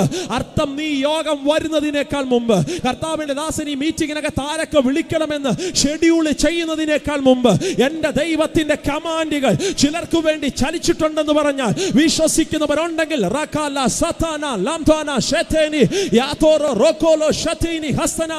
അവൻ കൽപ്പിക്കുകയാണ്, അവൻ കമാൻഡ് ചെയ്യുകയാണ്. നാളത്തെ പ്രഭാതത്തെ നോക്കി എൻ്റെ ദൈവത്തിന്റെ കമാൻഡുകൾ ചലിക്കുകയാണ്. രക്തം ചെയ്യം, രക്തം ചെയ്യം, രക്തം ചെയ്യം, രക്തം ചെയ്യം, രക്തം ചെയ്യം, രക്തം ചെയ്യം, രക്തം ചെയ്യം, രക്തം ചെയ്യം, രക്തം ചെയ്യം, രക്തം ചെയ്യം. Rakala didala tubalata rakatala tidatana tudabala sinatana rikatana tinatana rukalati nati raksha tedekeli atalla rikata riktana kalaka riktala tudabala sinatina dinatine dinadene ആരാധിച്ചോ അഭിഷക്തനെ. അവൻ ഇന്ന് രാത്രി നിനക്ക് വേണ്ടി കമാൻഡ് ചെയ്യോ. എനിക്ക് ഉറപ്പാണ് അവൻ ഇന്ന് രാത്രി നിനക്ക് വേണ്ടി കൽപ്പിക്കോ. ഈ വർഷത്തിന് 2 തട്ടുകളാണ്. ആദ്യത്തെ 6 മാസം ചേരുന്ന 1ാമത്തെ തട്ട്, അടുത്ത 6 മാസം ചേരുന്ന 2ാമത്തെ തട്ട്. ഈ വർഷത്തിന്റെ ആദ്യത്തെ 6 മാസം കഴിഞ്ഞു. ഇതാ 7ാമത്തെ മാസവും നീ കയറുമ്പോ പരിശുദ്ധാത്മാവ് പറയുക, ഇനിയും നീ വെയിറ്റ് ചെയ്യണ്ട, അവന്റെ നാഴിക വന്നിട്ടുണ്ട്. അവൻ നിനക്ക് വേണ്ടി കമാൻഡ് ചെയ്യാൻ പോവാ. രാത്രി നീ ഇരുന്ന് കരഞ്ഞതിന്റെ പ്രഭാവങ്ങളെ അവൻ നോക്കി കൽപ്പിക്കാൻ. ഹോളി സ്പിരിറ്റ്, ഒന്ന് ഞാൻ ആവർത്തിച്ചു പറയട്ടെ, ഒന്ന്, രാത്രികളിൽ അവൻ എന്നെ നോക്കി കൽപ്പിക്കും. അതാണ് രാത്രി പ്രാർത്ഥനയുടെ പവർ എന്ന് പറയുന്നത്. രാത്രി പ്രാർത്ഥനയുടെ രണ്ടാമത്തെ പ്രത്യേകത നിങ്ങൾക്ക് കേൾക്കണോ? അതൊന്ന് രാജാക്കന്മാരുടെ പുസ്തകം 3:5 മുതൽ 12 വരെയുള്ള വാക്യത്തിനകത്ത് പ്രധാനപ്പെട്ട പദം കേട്ടോ. ഒന്ന് രാജാക്കന്മാരുടെ പുസ്തകം 3-ാമത്തെ അധ്യായം 5 മുതൽ 12 വരെയുള്ള വാക്യത്തിനകത്ത് രാത്രിയുടെ അടുത്ത റലം കിടക്കുകയാണ്. ഗിബയോനിൽ വെച്ച് യഹോവ, ഉറക്കെ പറഞ്ഞേ, രാത്രിയിൽ ശലോമോന് സ്വപ്നത്തിൽ പ്രത്യക്ഷനായി. അവിടെ ഒരു എൻകൗണ്ടർ നടക്കുക. രാത്രി സംഭവിക്കുന്ന രണ്ടാമത്തെ കാര്യം ഞാൻ പറയാം. രാത്രിയിലാണ് നിനക്കുള്ള ജ്ഞാനം, വിസ്ഡം പരിശുദ്ധാത്മാവ് തുറക്കുന്നത്. ഈ ജനത്തെ എങ്ങനെ നടത്തണോ, അടുത്ത ദിവസങ്ങളിൽ ഈ ജനത്തിന് വേണ്ടി എന്തെല്ലാം കാര്യങ്ങൾ നീ ചെയ്യണോ. ഇതിനകത്ത് ബുദ്ധി കുറവായ സകല യൗവനക്കാരെ നോക്കി ഞാൻ പറയാം, മക്കളെ, നിങ്ങൾക്ക് ജ്ഞാനം കിട്ടുന്ന ട്യൂഷനൊന്നുമല്ല, സ്പെഷ്യൽ ട്യൂഷനൊന്നുമല്ല. നിനക്ക് ജ്ഞാനം കിട്ടുന്നത് രാത്രിയിലെ എൻകൗണ്ടറുകൾക്കകത്താണ്. അടുത്ത പകൽ നീ ആള് മാറി പുറത്തു വരൂ. ശലോമോൻ കിടന്നുറങ്ങി, രാത്രിയിൽ സാധാരണക്കാരനെ പോലെ കിടന്നുറങ്ങി. അടുത്ത പകലായപ്പോൾ ഇസ്രായേലിനെ മേയ്ക്കാനുള്ള ഒരു അഭിഷക്തന്റെ വിസ്ഡം സ്വർഗത്തിലെ ദൈവം തന്റെ മേൽ നടത്തിയത് രാത്രിയുടെ അന്തരീക്ഷത്തിലാണെങ്കിൽ, ഇന്ന് രാത്രി ചിലരുടെ ബ്രെയിനെ പരിശുദ്ധാത്മാവ് തൊലട്ടെ, ചിലരുടെ ബുദ്ധി മേഖലകൾ രക്തം രക്തം രക്തം രക്തം രക്തം രക്തം രക്തം രക്തം രക്തം രക്തം രക്തം നിന്നെ ഒരു പൊട്ടനാക്കി മാറ്റാൻ, നിന്നെ ഒരു മന്ദബുദ്ധിയാക്കി മാറ്റാൻ, നിന്നെ ഒരു ഭ്രാന്തനാക്കി മാറ്റാൻ, നിന്നെ അസ്വസ്ഥനാക്കാൻ, തീരുമാനങ്ങൾ എടുക്കാൻ കഴിയാതെ നിന്റെ ബുദ്ധി മേഖലകളെ കെട്ടി ഒതുക്കാൻ പിശാച് ശ്രമിച്ച ശ്രമങ്ങളെ ഇന്ന് രാത്രി സ്വർഗം ക്യാൻസൽ ചെയ്തിട്ട് പറയുക, ഈ രാത്രിയിൽ നിനക്കുള്ള വിസ്ഡം പരിശുദ്ധാത്മാവ് തുറക്കോ, നിനക്കുള്ള ജ്ഞാനം പരിശുദ്ധാത്മാവ് തുറക്കും. കരം ഉയർത്തി ശക്തിയോടെ പറഞ്ഞ് ഹല്ലേലൂയ. കൊട്ടാരക്കര ഷാരോൺ ദൈവസഭയ്ക്കകത്ത് ഞങ്ങൾ ആദ്യമായിട്ട് യോഗത്തിന് വേണ്ടി കയറി പോകുന്നേ. സ്തോത്രം. അപ്പൻ ഇങ്ങനെ വിശ്വാസത്തിൽ വന്നപ്പോൾ ഞങ്ങളോട് പറഞ്ഞു, നമുക്ക് പള്ളി എന്ന് പറഞ്ഞപ്പോൾ എൻ്റെ മനസ്സിനകത്ത് ചിത്രം മൊത്തവും, പണ്ടൊക്കെ സിനിമ ഇഷ്ടംപോലെ കാണുന്ന സമയം ഉണ്ടായിരുന്നു. രക്ഷിക്കപ്പെടുന്നതിന് മുമ്പ് ഒരു ഹല്ലേലൂയ പറഞ്ഞേ. അസ്വസ്ഥമായല്ലോ. രക്ഷിക്കപ്പെട്ടതിന് ശേഷവും സ്തോത്രം. രക്ഷിക്കപ്പെടുന്നതിന് മുമ്പ് സിനിമ കാണുന്ന ഒത്തിരി സ്വഭാവങ്ങൾ. അപ്പോൾ ഇതൊക്കെ കാണുമ്പോൾ ഈ പള്ളിയെക്കുറിച്ചൊരു ചിത്രം മനസ്സിനകത്ത് ഇങ്ങനെ കിടപ്പുണ്ട്. പള്ളി എന്താണ്? പള്ളിക്കകത്തൊരു കുരിശ്, പള്ളിക്കകത്ത് വലിയ ആൾത്താര, ഇതാ നമ്മുടെ മനസ്സിൽ കിടക്കുന്ന സംഭവങ്ങളല്ലേ. ഇപ്പം പറഞ്ഞു പള്ളിക്കകത്ത് പോവാം, രക്ഷിക്കപ്പെട്ട ആദ്യ ദിവസങ്ങൾ. ആമേൻ. അപ്പോൾ ദേശക്കാരെ കാണാൻ പോകാൻ പറ്റത്തില്ല, പ്രശ്നമാണ്, വളരെ രൂക്ഷതയുള്ള അന്തരീക്ഷമാണ്. സ്തോത്രം. ഞങ്ങളെ ചൊല്ലി ഹിന്ദുക്കളും ക്രിസ്ത്യൻസും ഒക്കെ 2 ഗ്രൂപ്പായി തിരിഞ്ഞു നിൽക്കുന്ന സമയമാണ്. സ്തോത്രം. അർജുനും കുട്ടിയും കുടുംബം മതം മാറി, അതായിരുന്നു പ്രശ്നം. സ്തോത്രം. ആ ഭാഗമൊന്നും ഞാൻ വിശദീകരിക്കാൻ നിൽക്കുന്നില്ല. അതുകൊണ്ട് ആരാധനയെ മുടക്കാതിരിക്കാനും കഴിയില്ല. അന്നും അപ്പം പറഞ്ഞ് പഠിപ്പിച്ചൊരു കാര്യമുണ്ട്, എന്ത് രൂക്ഷതയാണെങ്കിലും ആരാധനയ്ക്ക് പോകണം. ഒരു ഹല്ലേലൂയ പറഞ്ഞേ. പക്ഷേ ഇങ്ങനെ പോകാനുള്ള സ്വാതന്ത്ര്യം നിഷേധിക്കപ്പെട്ട കാലഘട്ടമല്ലേ. അതുകൊണ്ട് അപ്പനൊരു കാര്യം ചെയ്യും, 2-3 ബൈബിളൊക്കെ ഈ സഞ്ചിക്കകത്ത് കവറിനകത്തിട്ട് കെട്ടി. സ്തോത്രം. ചിലപ്പോൾ ഒരാഴ്ച ഞങ്ങളെ കൊണ്ടുപോകും, ഒരാഴ്ച ചേച്ചിയെ കൊണ്ടുപോകും. ഇങ്ങനെ മാറിയും തിരിഞ്ഞ് ഷിഫ്റ്റൊക്കെ അനുസരിച്ച് കൊണ്ടുപോകുന്ന സമയം. സ്തോത്രം. ആദ്യം അപ്പം ബസ് കയറി പോകും, പിന്നെ ഞങ്ങൾ ഒന്നിച്ചു പോകാമെന്നേ നാട്ടുകാർ ചോദിക്കും എവിടെ പോവാ. സ്തോത്രം. അതുകൊണ്ട് ഇത് മനസ്സിലാകാതിരിക്കാൻ ഇങ്ങനെ മാറിയും തിരിഞ്ഞുമൊക്കെ പോകുന്ന കാലഘട്ടം. ആദ്യമായിട്ട് ഷാരോൺ ദൈവസഭയ്ക്കകത്ത് പോകുന്ന സമയത്ത് വലിയ പള്ളിയൊക്കെ സ്വപ്നം കണ്ടുകൊണ്ടൊക്കെ കയറി ചെല്ലും. അവിടെ ചെല്ലുമ്പോൾ വലിയ ആൾത്താരയും വലിയ കുരിശവും പരിപാടിയൊന്നുമില്ല, ഇതുപോലത്തെ ഒരു ഹോളാ. സ്തോത്രം. കുറേ പ്രാർത്ഥനപ്പാ. ഇവിടെ പിന്നെ മനോഹരമായ മാറ്റുകളല്ലേ, അവിടെ കുറേ പ്രാർത്ഥനപ്പാ. അവിടെ വെള്ളയും ഇട്ടിരിക്കുന്ന വൈറ്റ് മുണ്ട് ഉടുത്തിരിക്കുന്ന ഒരു ദൈവദാസൻ, അദ്ദേഹം നിന്ന് ശുശ്രൂഷിക്കുക. സ്തോത്രം. അത് കണ്ടുകൊണ്ടാണ് കയറി ചെല്ലുന്നത്. എല്ലാവരും താഴെ ഇരിക്കുന്നത്. ഇവിടെ പിന്നെ മനോഹരമായ കസേരകളാണ്. കാലങ്ങൾ മാറും തോറും അന്തരീക്ഷങ്ങൾക്ക് മാറ്റം ഉണ്ടാകും. നല്ല കാര്യം, നന്നായിരിക്കട്ടെ. സ്തോത്രം. പക്ഷേ അവിടെ തറയിലിരുന്നാണ് ജനം ആരാധിക്കുന്നത്. അപ്പോൾ ആ കൂട്ടത്തിൽ പോയിരുന്നു. അപ്പോൾ ആദ്യമൊക്കെ എനിക്കിപ്പോഴും ഓർമ്മയുണ്ട്, ഞാൻ സഹോദരന്മാരുടെ കൂട്ടത്തിൽ ഇരിക്കത്തില്ല, പേടി. ആദ്യമായിട്ടാണ് ഇത്രയും ജനത്തേക്ക് അഭിസംബോധന പോയി നിൽക്കുന്നത്. അമ്മയുടെ അടുക്കെ പോയിരിക്കും. അവിടെ ഇങ്ങനെ അമ്മയുടെ അടുക്കിലേക്ക് ഇങ്ങനെ അടുത്ത് ചേർന്ന് ഇങ്ങനെ ഒട്ടിപ്പിടിച്ചൊക്കെ ഇരി. പേടി. എത്രയും പേരെ കാണുമ്പോഴുള്ള ഭയമായിരുന്നു ആദ്യ കാലഘട്ടങ്ങളിൽ. പിന്നെ പയ്യെ ഈ വാക്യങ്ങൾ കാണാതെ പറ്റി. സൺഡേ സ്കൂളിൽ പോയിട്ട് അന്നും പോയിട്ടില്ല. സ്തോത്രം. പക്ഷേ ഈ വാക്യങ്ങൾ പറയണം. ഈ പ്രായം ഇതായതുകൊണ്ട് വാക്യം പറഞ്ഞേ പറ്റുള്ളൂ. സ്തോത്രം. അതുകൊണ്ട് സൺഡേ സ്കൂൾ കുഞ്ഞുങ്ങൾ എഴുന്നേറ്റ് നിൽക്കുമ്പോൾ എന്നെ എഴുന്നേപ്പിച്ച് നിർത്തും. പറയാനുള്ള വാക്യം, പഠിപ്പിക്കാനുള്ള വാക്യം അനിയൻ പാസ്റ്റർ വേഴ്സിലി വന്ന് പറയും അടുത്ത ആഴ്ച പറയാനുള്ള വാക്യം. സ്തോത്രം. പക്ഷേ പഠിക്കാൻ ഭയങ്കര മിടുക്കനായതുകൊണ്ട് എന്ത് പഠിച്ചാലും മെമ്മറി നിൽക്കുകയല്ലോ. ഒരു ഹല്ലേലൂയ പറഞ്ഞേ.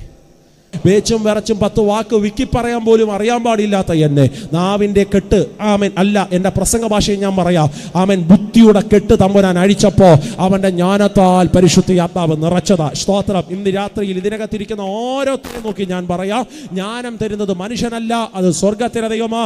അതിന് എൻകൗണ്ടർ നടക്കുന്ന സമയമാണ്. രാത്രികളിൽ അവൻ സ്വപ്നത്തിലൂടെ എന്നോട് സംസാരിക്കും. നിനക്ക് എന്ത് വേണമെന്ന് ചോദിക്കും. ശലോമോൻ പറയുക, ഈ ജനത്തെ മേയ്ക്കാനൊരു ജ്ഞാനം എനിക്ക് എന്ത് ചെയ്യണം, തരണം. വരണം. അപ്പോൾ ഒന്ന്, രാത്രികളിൽ രാത്രികളിലാണ് ദൈവത്തിന്റെ കമാൻഡുകൾ. 2, രാത്രികളിലാണ് ദൈവത്തിന്റെ വിസ്ഡം തുറക്കുന്നത്. ഇനി 3, ബൈബിളിനകത്ത് ഇല്ലാത്തൊരു എടുത്തു പറയാത്തൊരു കാര്യം, ഞാൻ അത് എഴുതിയിരിക്കുന്ന കാര്യം ഞാൻ വാക്യം പറയാതെ അങ്ങ് പറയാം. രാത്രി സംഭവിക്കുന്ന 3-ാമത്തെ കാര്യം അത് ഈ സഭയോടും ദേശത്തോടുമുള്ള ദൂതാണെന്ന് പരിശുദ്ധാത്മാവിനോട് പറയുന്നു. രാത്രി നടക്കുന്ന 3-ാമത്തെ കാര്യം, രാത്രിയിലാണ് ഊരിപ്പിടിച്ച വാളുമായി തമ്പുരാന്റെ ദൂതന്മാർ, മരണത്തിന്റെ ഏഞ്ചൽസുകൾ ദേശത്തിനകത്ത് ഇറങ്ങുന്നത്. പക്ഷെ ഇന്ന് രാത്രി അഭിഷേകമുള്ളവർ പറയണോ, ഈ രാത്രി എന്റെ മരണത്തിന്റെ ധ്വനി അല്ല ഉയർന്നു കേൾക്കാൻ പോകുന്നത്. കട്ടളക്കാലിന്മേലും കുറുപടിമേലും കുഞ്ഞാടിന്റെ രക്തം തേച്ച വീടുകൾക്കകത്ത് മാത്രം മരണത്തിന്റെ ദൂതന്മാർക്ക് കയറാൻ കഴിയാത്ത ആ രാത്രിയിൽ ദേശം മൊത്തം മരണത്തിന്റെ കണ്ണുനീരിനകത്ത് ആഴ്ന്നിറങ്ങുമ്പോൾ പ്രാർത്ഥിക്കുന്നവന്റെ പുറപ്പാടിന്റെ രാത്രിയാത്. പ്രാർത്ഥിക്കുന്നവന്റെ പുറപ്പാടിന്റെ രാത്രിയാത്. ആരോടാണ് ഈ ദൂത് പരിശുദ്ധാത്മാവ് സംസാരിക്കുന്നത് എനിക്കറിയത്തില്ല. ഈ രാത്രി നിന്റെ പുറപ്പാടിന്റെ രാത്രിയാണ്. ദേശത്തിനകത്ത് മൊത്തം മരണത്തിന്റെ ശബ്ദം ഉയരുമ്പോ പ്രാർത്ഥിക്കുന്ന ദൈവസഭയെ, നിന്റെ മേജർ ഷിഫ്റ്റിന്റെ രാത്രിയാണിത്. വിശ്വസിക്കുന്നവർ കരമടിച്ചോ കരമുയർത്തിയോ ഒക്കെ ശക്തിയോടെ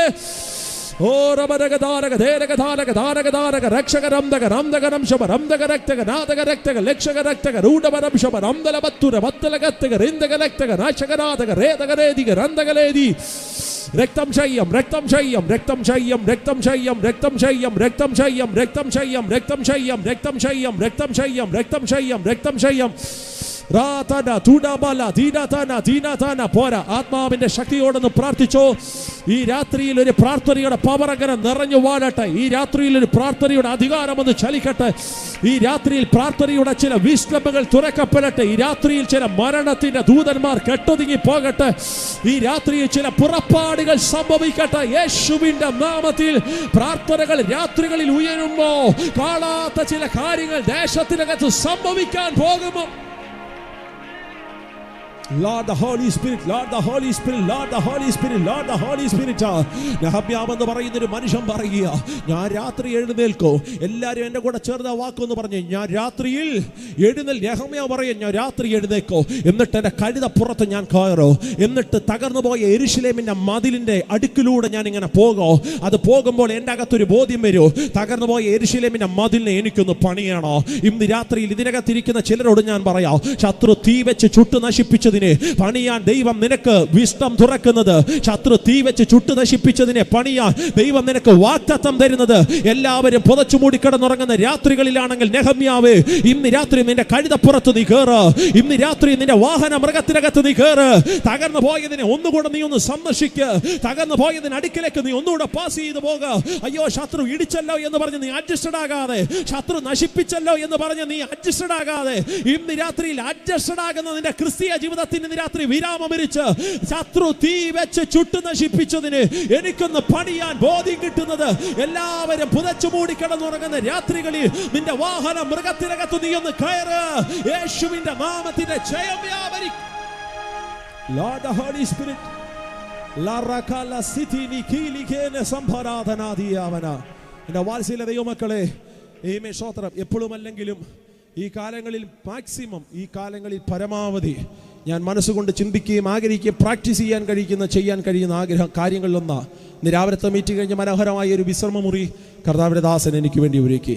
കഴിഞ്ഞ പ്രാവശ്യം വന്നപ്പോൾ വീടിനകത്തൊക്കെ താമസിക്കാനുള്ള ഭാഗ്യം പരിശുദ്ധാത്മാവ് തന്നു. മനോഹരമായ അന്തരീക്ഷമാണ്. ചില വീടുകൾക്കകത്ത് കയറുമ്പോൾ ഈ ഉറക്കം കിട്ടുകയില്ല നമുക്ക്. സ്തോത്രം. എങ്ങനെയും ചാടിക്കുത്തി പുറത്തിറങ്ങിയാൽ മതി. സ്തോത്രം. അതെങ്ങനെ പറ്റണം അതൊക്കെ മനസ്സിലാക്കുന്നത്. AC അതൊന്നും അല്ല, അത് പ്രാർത്ഥിക്കുന്നവനറിയാം. ചില വീട്ടിൽ ചെല്ലുമ്പോൾ നമ്മൾ വിശ്രമത്തോടെ കിടന്നങ്ങ് ഉറങ്ങും. സ്തോത്രം. അതേ ദൈവം ചില ഡ്രീമുകളൊക്കെ കാണിക്കും, ചിലപ്പോൾ പ്രസംഗ കാര്യങ്ങളൊക്കെ ദൈവം തരും. സ്തോത്രം. അതൊക്കെ ആ ഭാഗം ഞാൻ മാറ്റി, ഞാനത് പറയാനല്ല വന്നത്. സ്തോത്രം. അപ്പോൾ ഈ ഉച്ചയ്ക്ക് മിക്കവാറും ക്ഷീണമൊക്കെ മാറ്റുന്നത്. എന്നിട്ട് ഈ മീറ്റിംഗ് കഴിഞ്ഞ് പ്രസംഗിച്ചതിൻ്റെയൊക്കെ ക്ഷീണമുണ്ട്, ഒറ്റയ്ക്ക് വണ്ടി ഓടിക്കുന്നതിൻ്റെ ക്ഷീണമൊക്കെ ഉണ്ട്. അതെല്ലാം കഴിഞ്ഞ് കൊട്ടാരക്കര ഓടനാവട്ടത്ത് പരുത്തിയറ എന്ന് പറയുന്ന സ്ഥലത്തിൽ എൻ്റെ വീടിനകത്ത് ഞാൻ ചെന്ന് വണ്ടി കാർപൂർച്ചിനകത്ത് ഇട്ടിട്ട് ഡ്രസ്സ് പോലും ചേഞ്ച് ചെയ്യാതെ, ചില കേസുകൾ ഒന്നും അല്ല കേട്ടോ, ചില അവസരങ്ങൾ ഡ്രസ്സ് പോലും ചേഞ്ച് ചെയ്യാതെ, ഞാൻ വന്നത് വീട്ടുകാർക്ക് പോലും അറിയത്തില്ല. സ്തോത്രം. ഹെഡ്ലൈറ്റ് എല്ലാം ഓഫ് ചെയ്ത് വണ്ടി കൊണ്ട് കാർപൂർച്ചിനകത്ത് ഇട്ടിട്ട് ആ ക്ഷീണം പോലും മാറാതെ, പോയി ഒന്ന് ഫ്രഷപ്പ് ആകാതെ ചിലപ്പോൾ ആ മുറ്റത്ത് അങ്ങോട്ടും ഇങ്ങോട്ടൊക്കെ നടന്ന് പ്രാർത്ഥിക്കും. സ്തോത്രം. അടുത്ത ദിവസങ്ങൾ പ്രസംഗിക്കേണ്ട ദൂതിൻ്റെ കലവറ ആ രാത്രി തമ്പുരാൻ തുറക്കും. മനോഹരമല്ലേ? രാത്രി 1 മണിക്കും 1:30ക്കും എല്ലാവരും പുതച്ചുമൂടി കിടന്നുറങ്ങുമ്പോൾ രാത്രികൾക്കകത്ത് പ്രാർത്ഥനയ്ക്കകത്ത് ദൈവം സംസാരിക്കും എന്ന് വിശ്വസിക്കുന്നവർ ഇതിനകത്തുണ്ടെങ്കിൽ ഇതിനകത്തിരിക്കുന്ന സകല സന്തതികളോട് ഞാൻ പറയാം, മക്കളെ, നിങ്ങളുടെ അപ്പൻ്റെ കയ്യിൽ സോഴ്സ് കാണത്തില്ല, നിങ്ങളുടെ അമ്മയുടെ കയ്യിൽ ഫണ്ട് കാണത്തില്ല, പക്ഷെ നീ രാത്രി കുത്തിയിരുന്നത് കരയാമെങ്കിൽ തകർന്നു പോയ യെരുശലേമിന്റെ മതിലിനെ പണിയാനുള്ള സോഴ്സ് എൻ്റെ സ്വർഗത്തിലെ ദൈവം രാത്രികളിൽ നിനക്ക് വേണ്ടി തുറക്കുമെന്ന് പറഞ്ഞാൽ രക്തം ക്ഷയം, രക്തം ക്ഷയം, രക്തം ക്ഷയം, രക്തം ക്ഷയം. യേശുവിന്റെ നാമത്തിന്റെ ക്ഷയം ഞങ്ങളുടെ നടുവിലേക്ക് വിശ്വാസ ജീവിതത്തിനകത്തേക്ക് വന്ന് ആദ്യകാലങ്ങളിൽ സ്വന്തം നാട്ടിനകത്ത് നിൽക്കാൻ നിവൃത്തിയില്ലാതെ വയനാടിൻ്റെ കാട്ടുപ്രദേശത്തിലേക്ക് ഞങ്ങൾ ചേക്കേറിയ ഒരു സമയമുണ്ട്. പലപ്പോഴും എൻ്റെ സാക്ഷ്യത്തിൽ ഞാൻ ആ കാര്യങ്ങൾ എടുത്തു പറഞ്ഞിട്ടുമുണ്ട്. എല്ലായിടത്തും ഒന്നും അല്ലെങ്കിൽ നിയോഗമുള്ള ചില സ്ഥലങ്ങളിൽ വിശ്വാസ ജീവിതത്തിനകത്ത് സ്വന്തം നാട്ടിൽ നിൽക്കാൻ നിവൃത്തിയില്ലാതെ വയനാടിൻ്റെ കാട്ടുപ്രദേശത്തിലേക്ക് ചേക്കേറിയ സമയം. ആ സമയത്ത് അപ്പൻ അവിടെയാ ജോലി. സ്തോത്രം. ഒരു കൊച്ചു കോട്ടേഴ്സിൽ വിശ്വാസ ജീവിതം ആരംഭിച്ച സമയം. സ്തോത്രം. അമ്മ യേശുവിനെ കണ്ടെത്തി, അപ്പനെ യേശുവിനെ കണ്ടെത്തി. സ്തോത്രം. എനിക്ക് ഇന്നും ഓർമ്മയുണ്ട്. ഇടുക്കത്തിൻ്റെ 1-2 മുറികൾ, കോട്ടേഴ്സാണ്. സ്തോത്രം. ഇടുക്കത്തിൻ്റെ മുറികളാണ്. ഡോറ് തുറന്ന് ഫ്രണ്ടിലേക്ക് നോക്കുമ്പോൾ കാടാണ്. സ്തോത്രം. കാടാണ്. സ്തോത്രം. ഒരു രക്തബന്ധമില്ല, സ്നേഹിച്ച സ്നേഹിതരില്ല, കൂടെ പഠിച്ച സുഹൃത്തുക്കളില്ല. സ്തോത്രം. ജനിച്ചു വളർത്തപ്പെട്ട നാടും ജനിച്ച സാഹചര്യവും വിട്ടുമാറി വയനാടിൻ്റെ കാട്ടുപ്രദേശത്തിലേക്ക് ചേക്കേറുമ്പോൾ ഇനി ആരാ, എങ്ങനെയാ, എങ്ങനെ മുമ്പോട്ട് പോകും ഒന്നും അറിയാതിരിക്കുന്ന ജീവിതത്തിൻ്റെ ആദ്യ കാലഘട്ടം. വിശ്വാസം അറിഞ്ഞതിൻ്റെ പേരില്ല കേട്ടോ, കള്ളത്തരം കാണിച്ചുകൊണ്ടല്ല, റിയൽ എസ്റ്റേറ്റ് ചെയ്ത് ബിസിനസ് ഒളിഞ്ഞുകൊണ്ടൊന്നുമല്ല. യേശുവിനെ അറിഞ്ഞതിൻ്റെ പേരിൽ സ്വന്തം നാട്ടിൽ നിന്ന് ദേശക്കാരിറക്കി വിടുമ്പോൾ എങ്ങോട്ട് പോകണമെന്നറിയാതെ ആ നാട്ടിനകത്ത് പോയി വേരുറച്ച ആദ്യ കാലഘട്ടങ്ങൾ. സ്തോത്രം. എനിക്ക് ഇന്ന് ഓർമ്മയുണ്ട്. ജനലിനോട് ചേർത്തടിപ്പിച്ചിരിക്കുന്ന ആമേൻ സ്തോത്രം ഒരു കയറ്. ആ കയറിനകത്ത് എപ്പോഴും ഒരു തോർത്ത് കാണും. സ്തോത്രം. ആമേൻ. എൻ്റെ മാതാവിന് കുളിച്ചു തോർത്താനുള്ളതൊന്നും അല്ല കേട്ടോ. തന്നെ മനസ്സിങ്ങനെ നൊമ്പരപ്പെട്ടിരിക്കുമ്പോൾ കിച്ചണിലൊക്കെ വെച്ചിങ്ങനെ പ്രാർത്ഥിച്ച് കരയുമ്പോൾ ഓടി വന്ന് കണ്ണുനീര് തുടയ്ക്കാൻ ഒരു ടവൽ എപ്പോഴും അവിടെ കാണും. സ്തോത്രം. അത് കണ്ടു വളർന്ന് എൻ്റെ കൊച്ചു പ്രായം. ഞങ്ങളൊക്കെ രാത്രികളിൽ കിടന്നുറങ്ങുമ്പോൾ ഇങ്ങനെ ഒരു ഞരക്കം പോലെ പലപ്പോഴും അപ്പനും അമ്മയും കിടക്കുന്ന റൂമിനകത്ത് ഇങ്ങനെ ഒരു കണ്ണുനീര് പോലെ പലപ്പോഴും ഉയർന്നു കേൾക്കാറുണ്ട്. ഇവരെന്തിനായി കരയുന്നേ, ഇവരെന്തിനായി പ്രാർത്ഥിക്കുന്നതെന്ന് പോലും അറിയാതിരുന്നൊരു കാലഘട്ടം. പക്ഷെ ഇന്ന് രാത്രിയിൽ ഈ ദൈവസഭ നടത്തുന്ന 5 ദിവസത്തെ ഉപവാസ പ്രാർത്ഥനയുടെ 3ാമത്തെ രാത്രി നിൽക്കുമ്പോൾ ശ്രേഷ്ഠന്മാരായ അഭിഷക്തന്മാരുടെ മധ്യത്തിൽ നിന്നതിൻ്റെ പിന്നിൽ ഒറ്റ രഹസ്യമുള്ളൂ. കഴിഞ്ഞ ദിവസം ആരെ ചോദിച്ചു, ശുശ്രൂഷ നിർക്കാതെ ഓടുന്ന എന്ന് വെച്ചാൽ ഒത്തിരി മിനിസ്ട്രി ഉണ്ടെന്നൊന്നും അല്ല അതിനർത്ഥം കേട്ടോ. എന്നാലും അത്യാവശ്യം തിരക്ക് പിടിച്ച് ഓടുന്നതിൻ്റെ പുറകിൽ എന്താ പാസ്റ്റർ? കാരണം പ്രസംഗത്തിൻ്റെ പ്രിപ്പറേഷനാണോ? ഞാൻ പറഞ്ഞു നോ ബ്രദറെ, അല്ല. സ്തോത്രം. പ്രാർത്ഥനയാണോ? ഞാൻ പറഞ്ഞു ഓ അല്ല. സ്തോത്രം. എന്നെക്കാൾ പ്രാർത്ഥിക്കുന്നവർ കേരളക്കരയിലുണ്ട്. ഇന്ന് രാത്രി എനിക്ക് പകരം നിങ്ങൾ മറ്റാരെ വിളിച്ചാലും എന്നെക്കാൾ നന്നായി വാക്ചാതുര്യത്തിൽ പ്രസംഗിക്കാൻ കഴിയുന്ന അഭിഷക്തന്മാർ നമ്മുടെ കൊച്ചു കേരളത്തിനകത്തുണ്ട്. ആര് ചോദിച്ചു കൃപാവരമാണോ? ഞാൻ പറഞ്ഞു നോ നെവർ. എന്നെക്കാൾ ശക്തമായി കൃപാവരങ്ങൾ ഉപയോഗിക്കുന്ന അഭിഷക്തന്മാരുണ്ട്. പിന്നെ പഠിച്ച ബൈബിൾ സെമിനാരിയുടെ ഞാൻ പറഞ്ഞു അല്ലല്ല, ആ ബൈബിൾ സെമിനാരി അനുഗ്രഹിക്കപ്പെട്ടൊരു സെമിനാരിയാണ്. പക്ഷേ അതിൻ്റെ സർട്ടിഫിക്കറ്റ് കയ്യിലുള്ളത് കൊണ്ടല്ല. എപ്പോഴും ഞാൻ പറയുന്ന വാക്കുകളിലൊന്ന് സർട്ടിഫിക്കറ്റ് ഉണ്ട്, പെട്ടിക്കകത്തിരിക്കും, അഭിഷേകം ഉണ്ടെങ്കിൽ ശിരസിൻ്റെ മണ്ടയ്ക്കിരിക്കും. സ്തോത്രം. അപ്പോൾ അതിൻ്റെ അടിസ്ഥാനമല്ല. പിന്നെന്താ ഞാൻ പറയും, എൻ്റെ പൊന്നു പ്രിയപ്പെട്ടവരെ, ആരോരും കാണാത്തൊരു ക്രിസ്തീയ ജീവിതത്തിൻ്റെ തുടക്കത്തിൽ വയനാടിൻ്റെ കാട്ടുപ്രദേശത്തിൽ കൊച്ചു കോട്ടേഴ്സുകൾ രാത്രികൾ പകലുകളാക്കി പ്രാർത്ഥിച്ചെൻ്റെ മാതാവിൻ്റെ കണ്ണുനീരിൻ്റെ പ്രാർത്ഥനയുടെ അഭിഷേകമാണ്. സ്തോത്രം. തമ്പുരാൻ അന്ന് നീതി പോലെ ഡയറിക്കകത്ത് എഴുതി വെച്ചു, ഈ കണ്ണുനീര് ഇവിടം കൊണ്ട് അവസാനിക്കത്തില്ല, 2 തലമുറയല്ലേ ഞാൻ മാനിച്ചിരിക്കും. സ്തോത്രം. ദൈവമാർക്കും കടക്കാരനല്ലെന്ന് അതുകൊണ്ടാണ് ഞാൻ തുടക്കത്തിൽ പറഞ്ഞത്.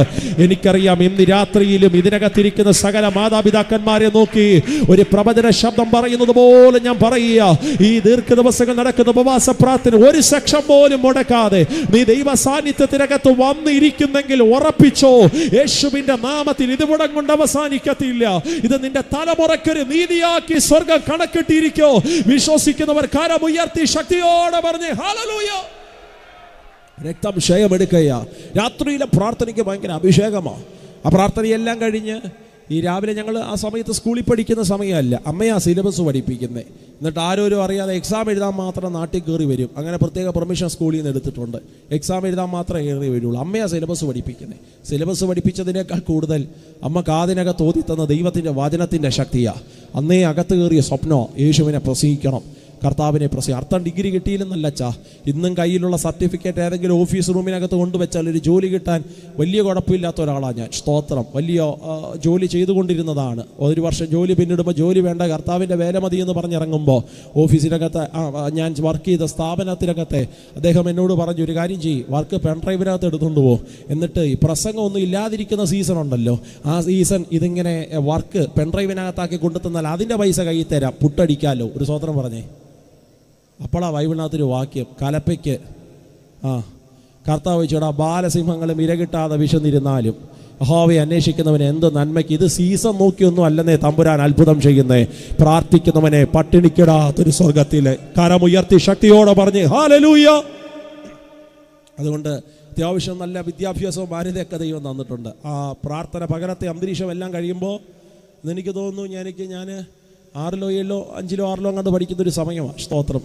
ആമേൻ. പ്രാർത്ഥനയിൽ അമ്മ ആ സമയത്ത് മണിക്കൂറുകളോളം ഇങ്ങനെ പ്രാർത്ഥിക്കാൻ ഞാൻ കണ്ടു. ഞാൻ ഇങ്ങനെ എത്ര പ്രാർത്ഥിക്കാൻ പറ്റും എനിക്ക് ഇന്നും അറിയാൻ പാടില്ല. ഇന്നും തൻ്റെ ശരീരത്തിൽ ഒത്തിരി അസ്വസ്ഥതയൊക്കെ ഉണ്ട്, പക്ഷേ പ്രാർത്ഥനയ്ക്കൊരു കുറവുമില്ല. സ്തോത്രം. ഏത് രാജ്യത്തിലാണെങ്കിലും 4:30 എന്ന് പറയുന്നൊരു സമയമുണ്ടെങ്കിൽ താൻ എഴുന്നേറ്റിരിക്കും. സ്തോത്രം. എനിക്ക് ഇന്നും മനസ്സിലാകാത്ത കാര്യമാണ്. ചേച്ചി താമസിക്കുന്ന നാട്ടിലൊക്കെ തന്നെ പലപ്പോഴും കൊണ്ടുപോയിട്ടുണ്ട്. അവിടുത്തെ ക്ലൈമറ്റ് അല്ലെന്ന് ഞാൻ പറഞ്ഞല്ലോ. അവിടെയും 4:30 ആകുമ്പോൾ താൻ എഴുന്നേക്കും. ഒരു ദിവസം എൻ്റെ ചേച്ചി വിളിച്ച് ചോദിച്ചു, അമ്മ വട്ടാന്നോ, ഇവിടുത്തെ 4:30 മഞ്ഞ് പെയ്യുന്ന നാട്ടിൽ എഴുന്നേറ്റ് അതങ്ങ് സെറ്റായി കിടക്കുന്നതാ. ഒരു സ്വതന്ത്രം പറഞ്ഞേ. ഈ ശ്വാസം എടുക്കാതിരിക്കാൻ എങ്ങനെ പറ്റും? ലോകത്തിൻ്റെ ഏത് പരപ്പിപ്പോയാലും ശ്വാസം അത് നോർമൽ ഒരു മനുഷ്യൻ്റെ അകത്ത് ദൈവം കൊടുത്ത് ഇതുപോലെ തന്നെയാണ് പ്രാർത്ഥന. പ്രാർത്ഥിക്കുന്നവൻ എവിടെ പോയാലും പ്രാർത്ഥിക്കും. സ്തോത്രം. അപ്പോൾ താനൊന്നും മണിക്കൂറുകളോളം പ്രാർത്ഥിക്കുന്നത് ഞാൻ കേട്ടിട്ടുണ്ട്. പ്രാർത്ഥന എല്ലാം കഴിഞ്ഞപ്പോൾ അമ്മയുടെ കൂടെ ഇങ്ങനെ പ്രാർത്ഥന പോയി കൊച്ചു ഞാനും എൻ്റെ ചേച്ചി ഞങ്ങളിങ്ങനെ കൈയൊക്കെ പൂട്ടി ഇങ്ങനെ നമ്മുടെ കണ്ണിലാവുമ്പോൾ ഇങ്ങനെ സ്ക്രാഫൊക്കെ ഇട്ട് മണിക്കൂർ അതിനകത്ത് കണ്ണുനീരുണ്ടാകും. അതിനകത്ത് ചിലപ്പോൾ പരാതിയൊക്കെ ദൈവത്തോട് പറയും, പരിഭവം പറയുന്നത് ഞാൻ കേട്ടിട്ടുണ്ട്. പിന്നെ ഇങ്ങനെ കമാൻഡ് ചെയ്ത് പ്രാർത്ഥിക്കും, പിന്നെ ഇങ്ങനെ അപേക്ഷിക്കും. നമ്മൾ ഈ വായിച്ച പൊരുതിയൊക്കെ പ്രാർത്ഥിക്കും, മണിക്കൂറുകൾ ഇങ്ങനെ പ്രാർത്ഥിക്കും. ആ സമയത്തെല്ലാം അമ്മയുടെ കണ്ണിങ്ങനെ ഇമ്മപ്പെട്ടാതെ ഞങ്ങൾ നോക്കിക്കൊണ്ടിരിക്കും ഞാനും ചേച്ചി. ഈ പ്രാർത്ഥന എല്ലാം കഴിഞ്ഞിട്ട് അമ്മ അവസാനം എന്നോട് പറയടാ ഇനി നീ പ്രാർത്ഥിക്കും. സ്തോത്രം. ഇത് കേൾക്കുമ്പോൾ പ്രാർത്ഥിക്കാൻ ഭയങ്കര ആവേശമാകത്ത്, പക്ഷേ പ്രാർത്ഥിക്കാൻ അറിയാൻ പാടില്ല. വിശ്വാസത്തിൽ വന്നിട്ട് കുറച്ച് നാൾ ഒരു ചർച്ചിൻ്റെ ബേസ് പോലും കിട്ടിയിട്ടില്ലല്ലോ, സൺഡേ സ്കൂൾ പഠിച്ചിട്ടില്ല. സ്തോത്രം. ഇപ്പം ഞാൻ അമ്മയോട്, എനിക്കിന്നും ഓർമ്മയുണ്ട് അഭിഷേകത്തിൻ്റെ ആ വാക്ക്. ഞാൻ അമ്മയോട് പറയും പ്രാർത്ഥിക്കണമെന്ന് ആഗ്രഹമുണ്ട്, പക്ഷെ പ്രാർത്ഥിക്കാൻ അറിയില്ലല്ലോ. സ്തോത്രം. അമ്മയോട് പറഞ്ഞ വാക്ക് എനിക്കിന്നും ഓർമ്മയുണ്ട്. ആ വാക്ക് അങ്ങനെ തന്നെ. അപ്പം അമ്മ എന്നോട് ചോദിക്കും അതിന് എന്നാ ചെയ്യാൻ പറ്റും? ഞാൻ പറഞ്ഞു അമ്മ ഒരു കാര്യം ചെയ്യും, അമ്മയ്ക്ക് പ്രാർത്ഥിക്കാൻ അറിയാമല്ലോ, ഞാൻ പഠിക്കുന്ന സബ്ജക്റ്റിൻ്റെ ആ ബുക്കുണ്ട്, അതെടുത്തുകൊണ്ട് വെച്ച് അപ്പം ലൈനിട്ടിരിക്കുന്ന പേജ് അമ്മ ഇതിനകത്ത് പ്രാർത്ഥന എഴുതിത്താ, അത് ഞാൻ കണ്ടെന്ത് ചെയ്തോളാം, വായിച്ചോളാം എന്ന് പറഞ്ഞ് എൻ്റെ പൊട്ട ബുദ്ധി പറഞ്ഞൊരു കാര്യം. സ്തോത്രം. പിന്നെ ബൈബിൾ വായിച്ചപ്പോൾ ഒരു കാര്യം കണ്ടേ, ശിഷ്യന്മാർ യേശുവിൻ്റെ അടുക്ക വന്ന് പറഞ്ഞിട്ടുണ്ട്, കർത്താവേ ഞങ്ങളെയും പ്രാർത്ഥിക്കാൻ ഒരു ഹല്ലേലൂയ പറഞ്ഞേ. സ്തോത്രം. പ്രാർത്ഥിക്കാൻ പഠിപ്പിക്കണേ. പ്രാർത്ഥന അറിയാതിരുന്നൊരു പൊട്ടനെ പോലെ ഇരുന്ന എന്നെ അമ്മ പ്രാർത്ഥിച്ചതെന്ന് എഴുതിത്താ, അത് കണ്ടു വായിച്ചോളാം എന്ന് പറഞ്ഞ് എൻ്റെ കൊച്ചു പ്രായത്തിൽ. സ്തോത്രം. ഇന്ന് രാത്രി ഞാനിതിനകത്ത് നിൽക്കുമ്പോൾ തികഞ്ഞ അഭിമാനത്തോടെ പറയട്ടെ, എന്നെക്കാൾ വിദ്യാഭ്യാസമുള്ളവരും എന്നെക്കാൾ കുലശ്രേഷ്ഠതയും കുടുംബ പാരമ്പര്യം നല്ല ഭവനത്തിനകത്തൊക്കെ ജനിച്ചു വളർത്തപ്പെട്ടവർ, പല രാജ്യങ്ങളിൽ താമസിക്കുന്നവർ, വണ്ടിക്കൂലിയും ടിക്കറ്റും ഷെഡ്യൂളും ചെയ്ത് ആ രാജ്യത്ത് കൊണ്ടിറക്കി പാസ്റ്ററെ ഒന്ന് പ്രാർത്ഥിക്കുന്നു പറഞ്ഞിങ്ങനെ തല കുമ്പിട്ടിരിക്കുമ്പോൾ സത്യത്തിൽ കോളറെ പിടിക്കാനും ഷോ ഓഫ് കാണിക്കാനും അല്ല തോന്നുന്നേ, മനസ്സിനകത്തൊരു വിങ്ങല. പ്രാർത്ഥിക്കാൻ അറിയത്തില്ല അമ്മേ, പ്രാർത്ഥന ഒന്ന് എഴുതി തന്ന കണ്ടു വായിച്ചോളാം എന്ന് പറഞ്ഞ കൊച്ചുപ്രായത്തിൽ ഇത്തരത്തിൽ തമ്പുരാൻ മാനിച്ച ദൈവത്തിൻ്റെ വിശ്വസതകളെ ഓർക്കുമ്പോൾ സ്വോത്രമെന്നല്ലാതെ എന്നാ പറയാനാ? കരങ്ങളെല്ലാം ഒന്ന് ഉയർത്തിപ്പിടിച്ച് ദൈവത്തിന് നന്ദി പറയാൻ മനസ്സുള്ളവർ ആ കരങ്ങളെല്ലാം ഒന്ന് ഉയർത്തിപ്പിടിച്ച് ദൈവത്തിന് സ്തോത്രം ചൊല്ലിയപ്പാ. വേറെ ഒന്നും പ്രാപിച്ചില്ലേലും ഇന്ന് രാത്രി യോഗം കഴിഞ്ഞിറങ്ങുമ്പോൾ ഒരു പ്രാർത്ഥനയുടെ അഭിഷേകം എൻ്റെ ശിരസിനകത്തുനിന്ന് കത്തിക്കണേ എന്ന് പറഞ്ഞ് ദൈവത്തോട് ഹല്ലേലൂയ രക്തത്താൽ ജയമെടുക്കുകയാണ്. കരമുയർത്തി ശക്തിയോടെ പറയാമോ ഹല്ലേലൂയ? ഇതെല്ലാം രാത്രി പ്രാർത്ഥനയുടെ അഭിഷേകത്തിൽ വ്യാപരിക്കുന്നതാണ്. ഇവിടെയാണ് യാക്കോബ് എന്ന് പറയുന്ന മനുഷ്യന്റെ പ്രാർത്ഥന. യാക്കോബ് രാത്രികളിൽ മൽപ്പിടുത്തം നടത്തുക. യാക്കോബ് ദൈവമായിട്ട് എൻകൗണ്ടർ ഉണ്ടായ 3 മേഖലകളുണ്ട്. 1, 2, 3 എന്ന ക്രമത്തിൽ അത് പറഞ്ഞ് പ്രാർത്ഥിക്കാനുള്ള സമയം ഇനി ഒരു 15-18 മിനിറ്റ് നമ്മുടെ മുമ്പിലുണ്ട്. ആ വിഷയം പറഞ്ഞ് പേഴ്സണലി നിങ്ങൾക്ക് വേണ്ടി പ്രാർത്ഥിച്ച് ഞാൻ ഈ സെക്ഷൻ ദൈവകരങ്ങളിലേക്ക് അവസാനത്തെ കുറച്ച് സമയങ്ങൾ നമ്മൾ എഴുന്നേറ്റ് നിന്ന് വ്യക്തിപരമായി കൂടെ പ്രാർത്ഥിച്ചായിരിക്കും ഈ സെക്ഷൻ നമ്മൾ വൈൻഡ് അപ്പ് ചെയ്യുന്നത്. ആകയാൽ യാക്കോബ് ദൈവത്തോട് എൻകൗണ്ടർ നടത്തി അല്ലെങ്കിൽ പ്രാർത്ഥിച്ചു കയറിയ ഒന്നാമത്തെ സംഭവം ഉൽപ്പത്തി പുസ്തകം 28-18 മുതൽ താഴേക്കുള്ള വാക്യങ്ങൾ വളരെ ഫെമിലിയർ ആയിരിക്കുന്ന ഭാഗമാണ്. പക്ഷേ ഈ വിഷയത്തിലൂടെ ദൈവം നമ്മളോട് സംസാരിക്കുന്നുണ്ട്. ഉൽപ്പത്തി പുസ്തകം 28-ാമത്തെ അധ്യായം അതിൻ്റെ 18 മുതൽ താഴേക്കുള്ള വാക്യങ്ങൾ. യാക്കോബ് അധികാരത്തെ എഴുന്നേറ്റെന്ന് പറഞ്ഞാൽ രാത്രികളിൽ എന്തൊക്കെയോ നടന്നിട്ടുണ്ട്. അതെന്താ നടന്നതെന്ന് അറിയണമെങ്കിൽ 12 മുതൽ താഴേക്കുള്ള വാക്യങ്ങൾ. അവൻ ഒരു സ്വപ്നം കണ്ടു, കിടന്നുറങ്ങിയ രാത്രികളിൽ. അപ്പോൾ രാത്രിയിലാണ് ഈ എൻകൗണ്ടർ, ഈ സംഭവങ്ങൾ തകർക്കുന്നത്. രാത്രിയിൽ ഒരു സ്വപ്നം കണ്ടു, ഇതാ ഭൂമിയിൽ വെച്ചിരിക്കുന്ന ഒരു കോപ്പിനെ, അതിൻ്റെ തല സ്വർഗത്തോളം എത്തിയിരിക്കുന്നു. ദൈവത്തിൻ്റെ ദൂതന്മാർ അതിൽ കൂടി കയറുകയും ഇറങ്ങുകയുമായിരുന്നു. ഇത് തന്നെ ഒരു പ്രസംഗ വിഷയമാണ്. എന്തിനാണ് ദൈവത്തിൻ്റെ ഏഞ്ചൽസുകൾ ഇറങ്ങുന്നത്, എന്തിനാണ് ദൈവത്തിൻ്റെ ഏഞ്ചൽസുകൾ കയറുന്നത്? അതൊക്കെ നിങ്ങളുടെ പ്രസംഗ വിഷയം, നിങ്ങളുടെ ചിന്തയ്ക്ക് വേണ്ടി ഞാൻ വിട്ടുതരുന്നു. 13-ാമത്തെ വാക്യം. അതിന്മീതെ യഹോവ നിന്ന് അരുളി ചെയ്തത്, ഞാൻ നിന്റെ പിതാവായ അബ്രഹാമിൻ്റെ ദൈവവും ഇസഹാക്കിൻ്റെ ദൈവവും ആയ യഹോവയാകുന്നു. നീ കിടക്കുന്ന ഭൂമിയെ ഞാൻ നിനക്ക് നിന്റെ സന്തതിക്കും തരും. നിന്റെ സന്തതി ഭൂമിയിലെ പൊടി പോലെ ആകും. നീ പടിഞ്ഞാറോട്ടും കിഴക്കോട്ടും വടക്കോട്ടും തെക്കോട്ടും പരക്കും. നീ മുഖാന്തരം നിന്റെ സന്തതി മുഖാന്തരവും ഭൂമിയിലെ സകല വംശങ്ങളും അനുഗ്രഹിക്കപ്പെടും. 15-ാം വാക്യം ഒരുമിച്ച് വായിച്ചേ. ഇതാ ഞാൻ നിന്നോട് കൂടെ ഉണ്ട്. നീ പോകുന്നിടത്തൊക്കെയും നിന്നെ കാത്ത് ഈ രാജ്യത്തേക്ക് നിന്നെ മടക്കി വരുത്തും. ഞാൻ നിന്നെ കൈവിടാതെ നിന്നോട് അരുളി ചെയ്തത് നിവർത്തിക്കും. അപ്പോൾ യാക്കോബ് ഉറക്കമുണർന്നു, യഹോവ ഈ സ്ഥലത്തുണ്ട്, സത്യം, ഞാനോ അതറിഞ്ഞില്ല. ഒരു രാത്രികളിൽ ദൈവം ഇടപെടുക. ഇനി എന്നെ ഒന്ന് ശ്രദ്ധിച്ച് കേൾക്കണേ.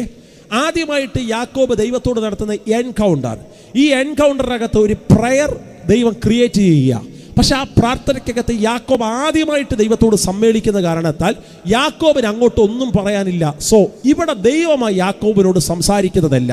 അതുകൊണ്ടാണ് ഞാൻ 12 മുതലുള്ള വാക്യം അറിയാവുന്ന വാക്യമായിട്ട് വായിച്ചു കേൾപ്പിച്ചത്. റിപ്പീറ്റ് ചെയ്യുന്നു ഒന്നുകൂടെ. 12 മുതലുള്ള വാക്യം എല്ലാവരും എന്നെ ശ്രദ്ധിച്ചു കേൾക്കണം. ഈ പറഞ്ഞ് നമ്മൾ വായിക്കുന്ന 16-ാമത്തെ വാക്യം വരെ യാക്കോബ് ഒന്നും മിണ്ടുന്നില്ല. പകരം സർവശക്തനായ ദൈവം യാക്കോബിനോട് മൊത്തം സംസാരിക്കുക. ഇനി ഒന്നുകൂടെ വായിച്ചേ.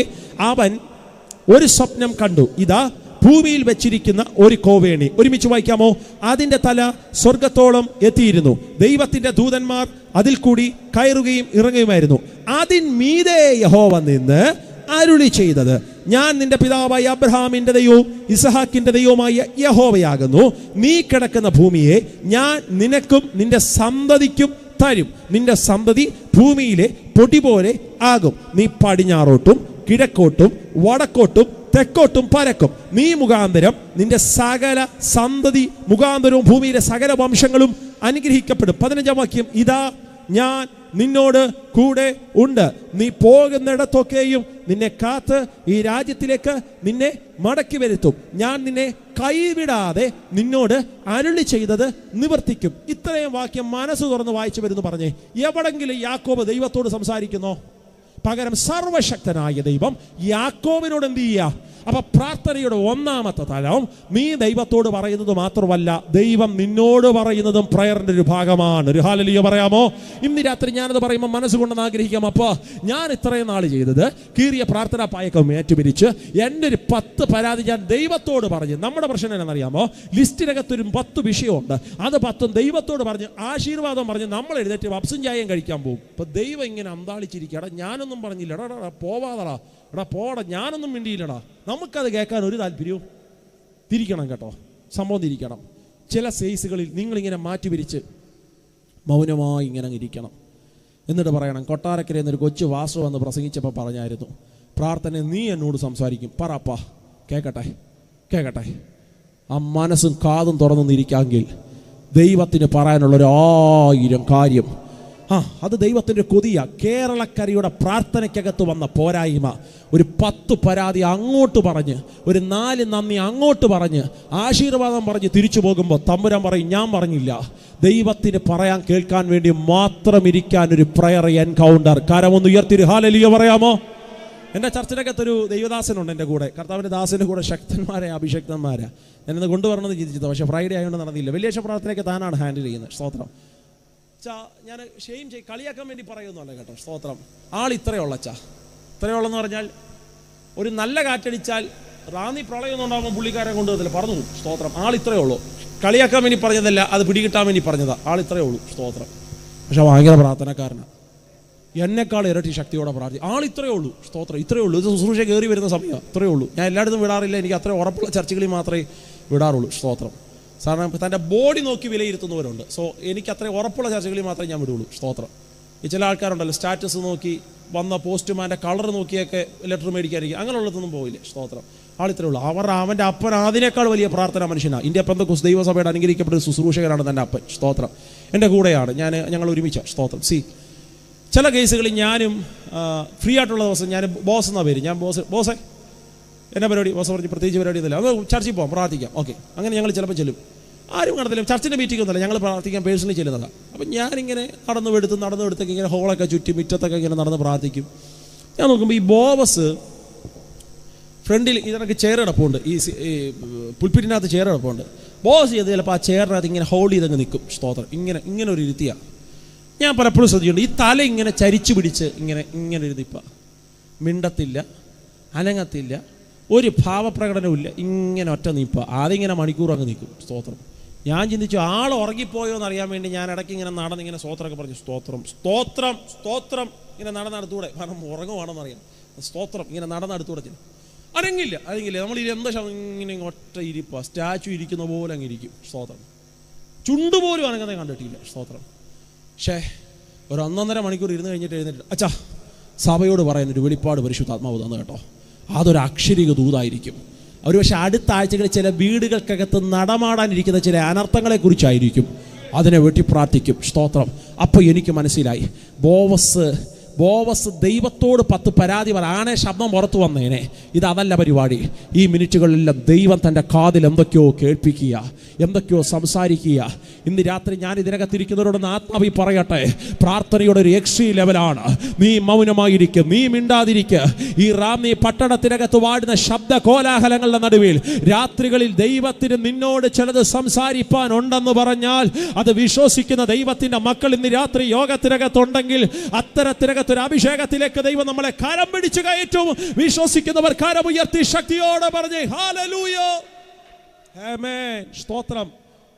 5-6 വയസ്സ് പ്രായമുള്ള ശമൂവേൽ എന്ന് പറയുന്നൊരു കൊച്ചു പയ്യൻ രാത്രി ഇറങ്ങി വരുന്ന റൂഹ, ഒറ്റക്കാര്യം, ശമൂവേലേ ഓടി വന്ന് ഏലിയോട് ചോദിച്ചു, വിളിച്ചായിരുന്നോ?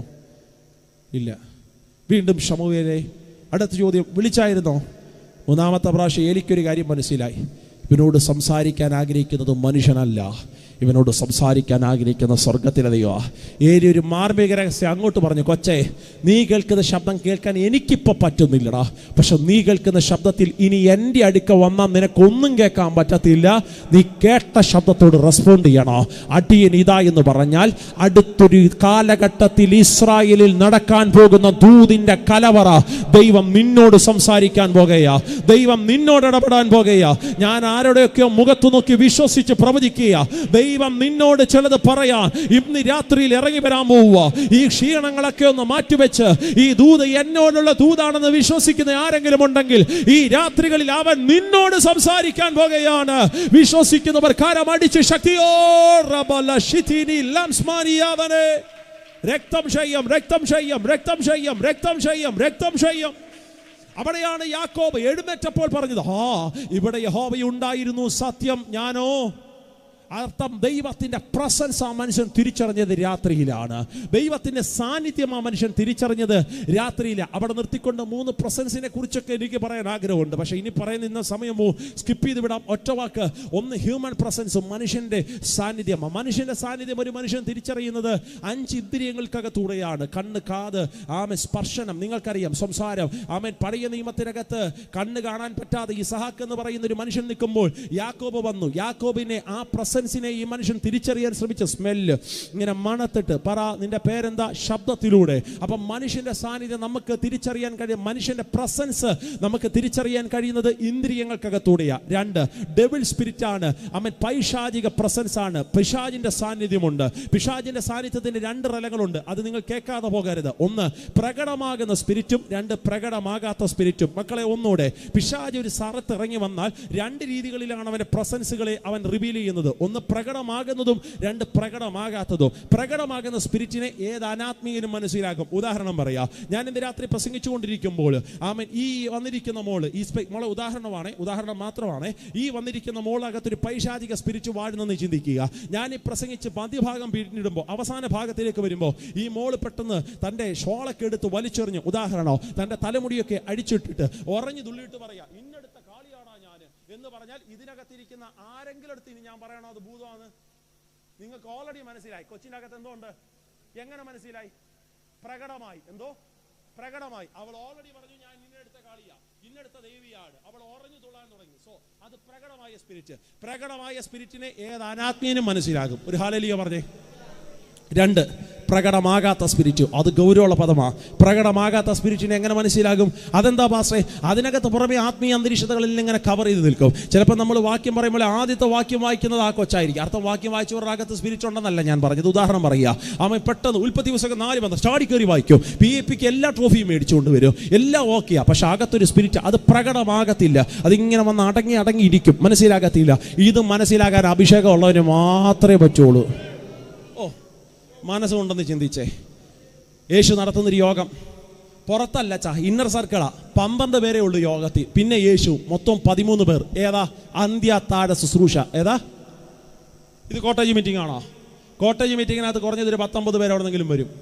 ഇത് ഉപവാസ പ്രാർത്ഥനയാണോ? ഉപവാസ പ്രാർത്ഥനയ്ക്കകത്ത് കുറച്ചത് 10, 100, 150 പേര് എവിടെന്നെങ്കിലും വരും. ഇത് കൺവെൻഷനാണോ? കൺവെൻഷനകത്ത് 10, 300, 400 പേര് എവിടെന്നെങ്കിലുമൊക്കെ കയറി വരും.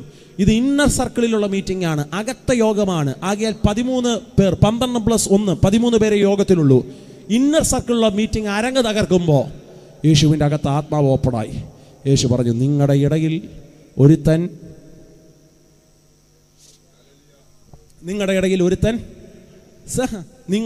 ഒരുത്തൻ സാത്താനാകുന്നു. Spirit, double spirit. അവരന്താളിച്ചു നോക്കുക. കർത്താവേ, 1000 പേരുള്ളൊരു യോഗത്തിൽ ഇത് പറഞ്ഞാൽ ദാറ്റ്സ് ഓക്കെ. 1000 പേരുള്ള യോഗത്തിൽ ഒരു ഭൂതമെങ്കിലും കയറി വരും. പക്ഷെ ഇന്നർ സർക്കിളിലെ മീറ്റിംഗിൽ യേശു പറയാം, നിങ്ങളുടെ അകത്ത് ഒരുത്തൻ, നിങ്ങളുടെ കൂട്ടത്തിൽ ഒരുത്തൻ.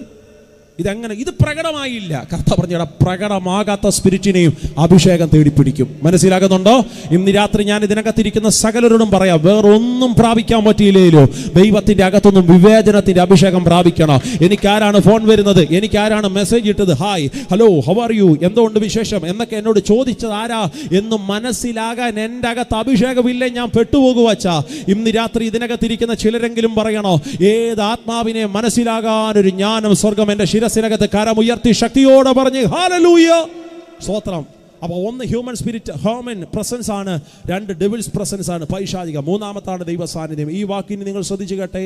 രാത്രി മൊത്തം ദൈവം സംസാരിച്ചതിന് ശേഷം യാക്കോബ് എന്ന് പറയുന്ന മനുഷ്യൻ പറയുക, കർത്താവ് ഇവിടെ ഉണ്ടായിരുന്നു, സത്യം ഞാനോ അറിഞ്ഞില്ല. അതിനർത്ഥം എന്നാണെന്നറിയാവോ? മോനെ ഇങ്ങ് എഴുന്നേറ്റ് വരാവോ? വാ, ഓടി വാ, ആരെങ്കിലും ഒരാൾ വാ, വാടാ. സ്തോത്രം. യാക്കോബ് ഒന്നിരിക്കാവോ? ഓ, വൈകിട്ട് കുഞ്ഞുങ്ങളെ കൊണ്ടുവരാൻ നിങ്ങൾ കാണിച്ച മനസ്സിനായി സ്തോത്രം. വലിയവരെ കൊണ്ട് ഇതൊന്നും ചെയ്യിപ്പിക്കാൻ പറ്റത്തില്ല. സ്തോത്രം. അങ്ങനെ ഒന്ന് കിടക്കാവോ? അങ്ങനെ ഇച്ചിരി നേരം കിടക്കണേ. സ്തോത്രം. ഉറങ്ങിപ്പോവല്ലേ. കർത്താവ് ഇറങ്ങി വന്നു രാത്രിയിൽ. എവിടാ? രാത്രിയിൽ. ഈ മനുഷ്യൻ ആ സാന്നിധ്യം തിരിച്ചറിയുന്നത് രാവിലെ. അതിനർത്ഥം എന്നറിയാമോ? ആ രാത്രി മൊത്തം അവനോട് ദൈവം സംസാരിച്ചു ഇടപെട്ടു. അവനൊന്നും തിരിച്ചു പറയുന്നില്ല. ദൈവം തന്നെ 1000 കാര്യങ്ങൾ അങ്ങോട്ട് പറഞ്ഞ്, വാക്തത്വം പറഞ്ഞ്, ഉറപ്പിച്ച്, ശക്തീകരിച്ച് അന്ന് രാത്രി എൻകൗണ്ടറൊക്കെ നടത്തി ഒരു 1000 പ്രോമിസ് തൻ്റെ ശിരസിനകത്തിട്ട് ഈ പ്രസൻസ് ഇവന് പിടികിട്ടുന്നത് വരെ ദൈവം അവിടെ വെയിറ്റ് ചെയ്ത് നിൽക്കുക. ഓ, ഈ വാക്കിനൊക്കെ എങ്ങനെ വ്യാഖ്യാനിക്കാൻ പറ്റും എൻ്റെ തമ്പുരാനെ? മനസ്സുകൊണ്ട് ചിന്തിച്ചേ. ഒറ്റ വാക്കിനാൽ ഭൂലോകത്തെ പടച്ചുണ്ടാക്കിയ പടച്ച തമ്പുരാൻ അപ്പൻ്റെ വീട്ടിൽ നിന്ന് ഇറങ്ങിപ്പോയ ഒരു കൊച്ചു ചെറുക്കന് വേണ്ടി അവൻ്റെ മുഴുവൻ സാന്നിധ്യത്തോടെ വെയിറ്റ് ചെയ്ത് നിൽക്കുക. ഇവനിത് മനസ്സിലാകുന്നവരെ ഞാൻ വെയിറ്റ് ചെയ്യും, ഇവൻ ഇത് പിടികിട്ടുന്നവരെ ഞാൻ ഇവിടെ വെയിറ്റ് ചെയ്ത് നിൽക്കും. സ്തോത്രം. എൻ്റെ ദൈവത്തിൻ്റെ സ്നേഹത്തിൻ്റെ ആഴം എത്ര ഭയങ്കരമാ. അവനത് തിരിച്ചറിയുന്നത് വരെ. അച്ഛാ, ഞാനൊരു ദൂത് പറയാം. റാന്നി പട്ടണത്തിൽ ചിലർ ഈ സാന്നിധ്യം മനസ്സിലാകുന്നത് വരെ, ഈ പട്ടണത്തിൽ എൻ്റെ കർത്താവ് ഹോൾഡ് ചെയ്ത് നിൽക്കുന്നെന്ന് പറഞ്ഞാൽ അവൻ്റെ സാന്നിധ്യത്തിൻ്റെ ആഴം മനസ്സിലാക്കുന്ന എത്ര ദൈവത്തിന് കർത്താവ് ഇവിടം വിട്ടു പോകത്തില്ല. അച്ഛാ, എൻ്റെ യേശു ഈ പട്ടണത്തിൽ ഇങ്ങനെ ഹോൾഡ് ചെയ്ത് നിൽക്കുക. ഓരോ യോഗങ്ങളും നടത്തി യേശുവിൻ്റെ നാമത്തിൽ ഓരോ മീറ്റിങ്ങുകളും കണ്ടക്ട് ചെയ്ത്. ഇത് 5 ദിവസത്തെ യോഗമല്ലേ, അടുത്ത 7 ദിവസമായിരിക്കും, പിന്നെ ഒരു 21 കാണോ, പിന്നെ ചില ക്രൂസൈഡുകൾ തമ്പുരാൻ നടത്തിപ്പിക്കോ. ദൈവത്തോട് ചോദിക്കുക, കർത്താവ് എന്തിനാ ഇത്രയും മെനക്കെട്ട് ഇത്രയും യോഗം ഈ കൊച്ചു പട്ടണത്തിൽ നടത്തുന്നേ? ദൈവം പറയുക, ദൈവത്തിന്റെ സാന്നിധ്യം ചിലര് മനസ്സിലാകുന്നത് വരെ ദൈവം ഈ പട്ടണത്തിൽ വിട്ടുമാറാതെ ഇങ്ങനെ ഹോൾഡ് ചെയ്ത് നിൽക്കുകയാണ്. എന്റെ സാന്നിധ്യം അവരെ പിടികിട്ടുന്നത് വരെ എനിക്ക് പറ്റത്തില്ല. അച്ഛാ, ഞാൻ ഇവന്റെ സംസാരിക്കാൻ ഇറങ്ങി വന്നാൽ ഇവൻ എൻ്റെ പ്രസൻസ്, ഞാൻ പറയുന്ന കാര്യം ഇവന് മനസ്സിലാകുന്നത് വരെ ഞാൻ ഇവന് വേണ്ടി വെയിറ്റ് ഒന്നും ചെയ്യത്തില്ല. ഞാൻ മനുഷ്യൻ, എനിക്ക് പരിമിതിയുണ്ട്. മാക്സിമം ഞാൻ 1 മണിക്കൂർ സ്പെൻഡ് ചെയ്യും.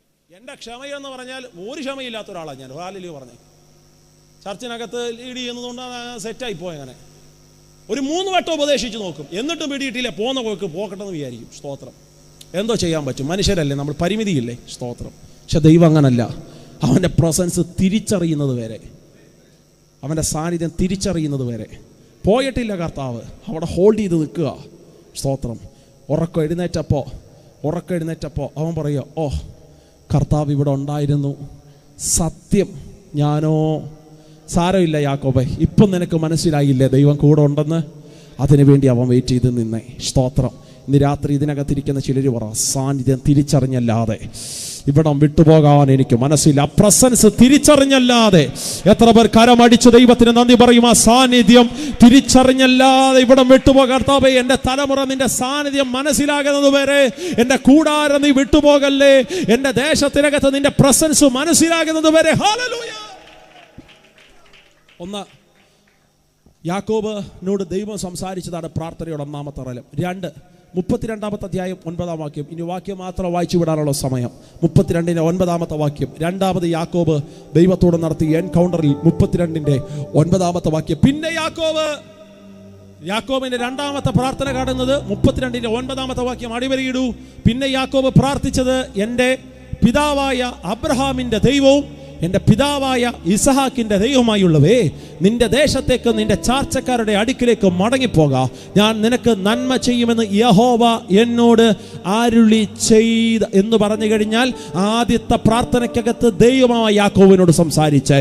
എന്നാൽ രണ്ടാമത്തെ പ്രാർത്ഥനയിൽ താൻ മുട്ടുകുത്തിയപ്പോ ദൈവത്തോടൊന്നും പറയാൻ വിടാതെ ദൈവം തന്നോട് പറഞ്ഞ വാഗ്ദത്തങ്ങളെ യാക്കോബ് ക്ലെയിം ചെയ്ത് പ്രാർത്ഥിക്കുക.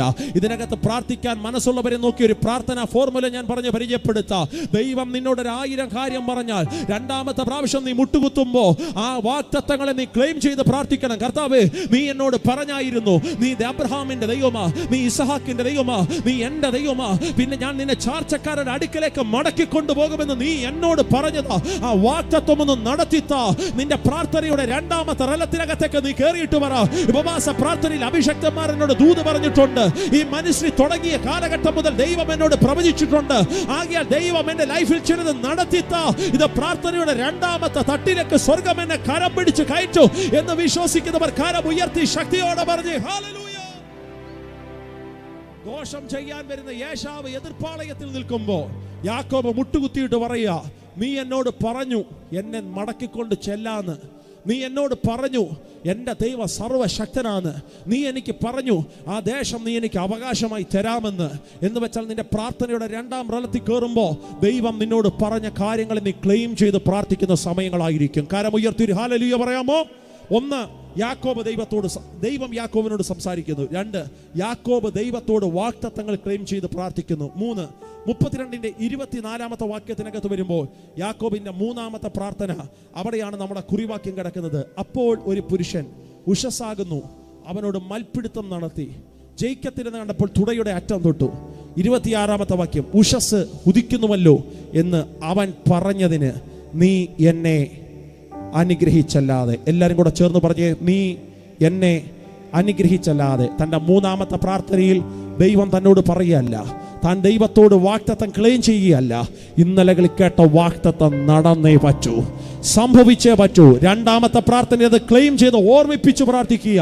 എന്നാൽ 3-ാമത്തെ പ്രാർത്ഥനയിൽ താൻ പറയുക, ഇനി എനിക്കൊരു ബ്ലെസ്സിങ്സ് തന്നല്ലാതെ, ഇനി എന്നെ അനുഗ്രഹിച്ചല്ലാതെ, അർത്ഥം ഇനി എൻ്റെ മുമ്പിൽ സമയമില്ല, ഇനി എനിക്കൊരു നിശ്ചയമായും അനുഗ്രഹം കിട്ടിയിട്ടല്ലാതെ.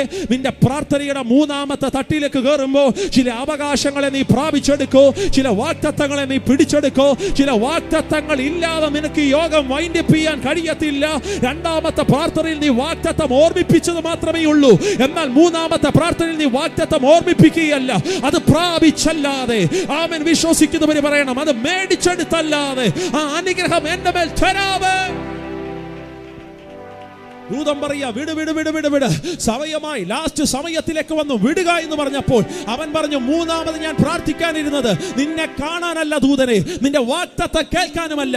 ആ അനുഗ്രഹം എന്റെ ശിരസിന്റെ മണ്ടയ്ക്ക് വരാൻ വേണ്ടിയിട്ട്, അത് വരാതെ ഈ പ്രാർത്ഥന ഞാൻ വൈൻഡപ്പ് ചെയ്യത്തില്ല.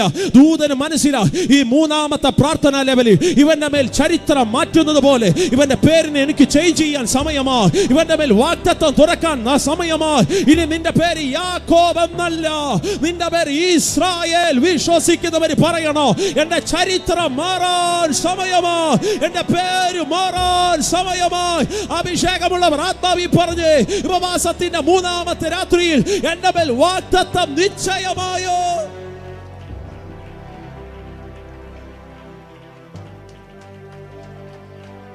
ഓ ശബരഗദലഗദുരബാരഗസ്ബനം ധലക്ഷധേനഗതുരം ഫലന്ധരക്ഷധേനഗതുരാദലക്ഷധേരെ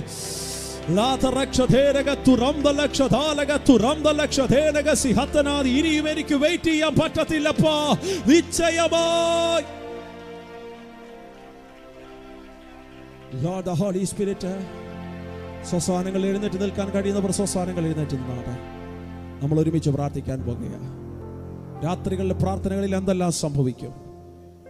യാക്കോബ് ദൈവത്തോട് നടത്തിയ പ്രാർത്ഥനയുടെ 3 റലങ്ങൾ. ഒന്ന്, ദൈവം തന്നോട് സംസാരിച്ചു. 2ാം പ്രാവശ്യം വരുന്നപ്പോൾ ദൈവം പറഞ്ഞ വാഗ്ദത്തങ്ങളെ താൻ ക്ലെയിം ചെയ്ത് പ്രാർത്ഥിച്ചു. 3ാമത്തെ പ്രാവശ്യം ദൂത് കേൾക്കാനല്ല താൻ ഇരിക്കുന്നേ, കേട്ട ദൂത് തൻ്റെ ലൈഫിൽ നടക്കാൻ വേണ്ടി 3ാമത്തെ പ്രാവശ്യം താൻ മുട്ടുകുത്തി. ഇന്ന് രാത്രിയിൽ ഈ ദൈവസഭ സാന്നിധ്യത്തിനകത്ത് എഴുന്നേറ്റ് നിൽക്കുന്നത് പാസ്റ്റർ 10 പ്രവചനം പറയുന്നത് കേൾക്കാനല്ല, ഇന്നലകളിൽ കേട്ട ചില വാഗ്ദത്തങ്ങളെ നിന്റെ കണ്ണ് തുറന്ന് നിനക്കൊന്ന് കാണണം. അത് കിട്ടിയിട്ടല്ലാതെ ഈ യോഗം നിർത്താൻ എനിക്ക് മനസ്സില്ലെന്ന് പറയുന്നവരുണ്ടെങ്കിൽ ഈ അവസാനത്തെ 2-3 മിനിറ്റുകളൊന്ന് ആത്മാവിൽ സ്തോത്രം ചൊല്ലി പ്രാർത്ഥിച്ചോ. നിശ്ചയമായും എന്നെ അനുഗ്രഹിച്ചല്ലാതെ. ലോർഡ് ദ ഹോളി സ്പിരിറ്റ്, എല്ലാ മനസ്സും തുറന്ന് പ്രാർത്ഥിച്ചേ. നിശ്ചയമായും ഇന്ന് രാത്രിയിൽ ആ സാന്നിധ്യത്തിനകത്ത് എഴുന്നേറ്റിരിക്കുന്നവരോട്, ആമേൻ, എഴുന്നേറ്റ് നിൽക്കുന്നവരോട് എൻ്റെ അവസാനത്തെ വാക്ക് ഞാൻ പറയാം. അവിടെയായിരുന്നു എൻ്റെ പ്രസംഗ വിഷയത്തിൻ്റെ മെയിൻ സ്പോട്ട് കിടന്നത്. പക്ഷെ അത് തൊട്ട് പറഞ്ഞ് പ്രാർത്ഥിച്ച് സെക്ഷൻ നമ്മൾ ദൈവകരങ്ങളിലേക്ക് ഏൽപ്പിക്കുക. യാക്കോബ് ഇവിടെ നടത്തിയത് മൽപ്പിടുത്തം എന്ന് വേദപുസ്തകം പറയുന്നു, താൻ പോരാടി എന്ന് ബൈബിൾ പറയുന്നു. പക്ഷെ ഹോശയാവ് പറയുക താൻ കണ്ണുനീരോടെ ദൈവത്തോട് അപേക്ഷിച്ചതാണ്. നിശ്ചയമായും ഒരു ബ്ലെസ്സിങ്സ് തൻ്റെ മേൽ വെളിപ്പെട്ട് വരാൻ കണ്ണുനീരോടെ പുറമേ നീ തൻ്റെ ഇടം കാണിക്കുന്നു. എനിക്കറിയില്ല ആരോടാണ് ഈ ദൂത് കർത്താവ് പറയുന്നതെന്ന് എനിക്കറിയില്ല. ഇതുമായിട്ട് കണക്റ്റഡ് ആകുന്ന ചിലർ ഇതിനകത്തുണ്ട്. പുറമേ നീ ധൈര്യമൊക്കെ കാണിക്കുന്നു, പുറമേ നീ ക്ഷീണമൊന്നും കാണിക്കുന്നില്ല. കൈ ഇങ്ങനെ തന്ന് ഒരു നിമിഷം കണ്ണു തുറന്നു നോക്കേ, കൈ ഇങ്ങനെ തന്ന് praise the Lord brother how are you എന്ന് ചോദിക്കുമ്പോൾ yeah that's okay I have fine എന്ന് നീ ചിരിച്ചുകൊണ്ട് പറയുമ്പോഴും നിന്റെ മനസ്സിനകത്ത് കരിങ്കല്ലിറക്കി വെക്കുന്നൊരു ഭാരത്തോടെ ക്ഷീണത്തോടെ നീ ആയിരിക്കുമ്പോൾ തമ്പുരാൻ പറയുന്നു, പുറമേ കാണുന്ന നീ അല്ല, പുറമേ കാണുന്ന നീ അല്ല, പുറമേ കാണുന്ന നിന്റെ വീടല്ല. പുറമേ കാണുമ്പോഴല്ലേ മനോഹരമായ വീടാണല്ലോ, ഒരു നല്ല വണ്ടി ആ വീടിൻ്റെ ഫ്രണ്ടേ കട, മക്കളൊക്കെ അങ്ങ് വിദേശത്താന്നാ പറയുന്നേ. പക്ഷെ പ്രാർത്ഥനയ്ക്കകത്തിരിക്കുമ്പോൾ കണ്ണേന്ന് വീടുന്ന കണ്ണുനീര് ഒരു നാട്ടുകാരും കാണുന്നില്ല. പ്രാർത്ഥനയ്ക്കകത്തിരിക്കുമ്പോൾ ഇരുന്ന് ഉരുകുന്നത് ഒരു മനുഷ്യനും അറിയുന്നില്ല. പുറമേ നിന്ന് കാണുന്നത് പോലെ അല്ല നീ. അങ്ങനെ പരിശുദ്ധാത്മാവനോട് പറയുന്നേ. പുറപ്പാട് പുസ്തകത്തിനകത്തൊരു വാക്യം ഇങ്ങനെയുണ്ട്. ആ വാക്യം മാത്രം ഇനി ആ ബൈബിൾ എടുക്കണ്ട. പുറപ്പാട് പുസ്തകം, ആമേൻ സ്തോത്രം, അതെ, പുറപ്പാട് പുസ്തകം 14-ാം അധ്യായം 10 മുതലുള്ള വാക്യം ഒന്ന് സ്ക്രീനകത്ത് ഇടാമോ? പ്രാർത്ഥനയിലേക്ക് നമ്മൾ തിരിയുക. പുറപ്പാട് പുസ്തകം 14-ാം അധ്യായം. ഫറവോൻ അടുത്തു വരുമ്പോൾ ഇസ്രായേൽ മക്കൾ തല ഉയർത്തും. മിസ്രയീമർ പിന്നാലെ വരുന്നത് കണ്ടിട്ട് ജനം ഏറ്റവും ഭയപ്പെടും.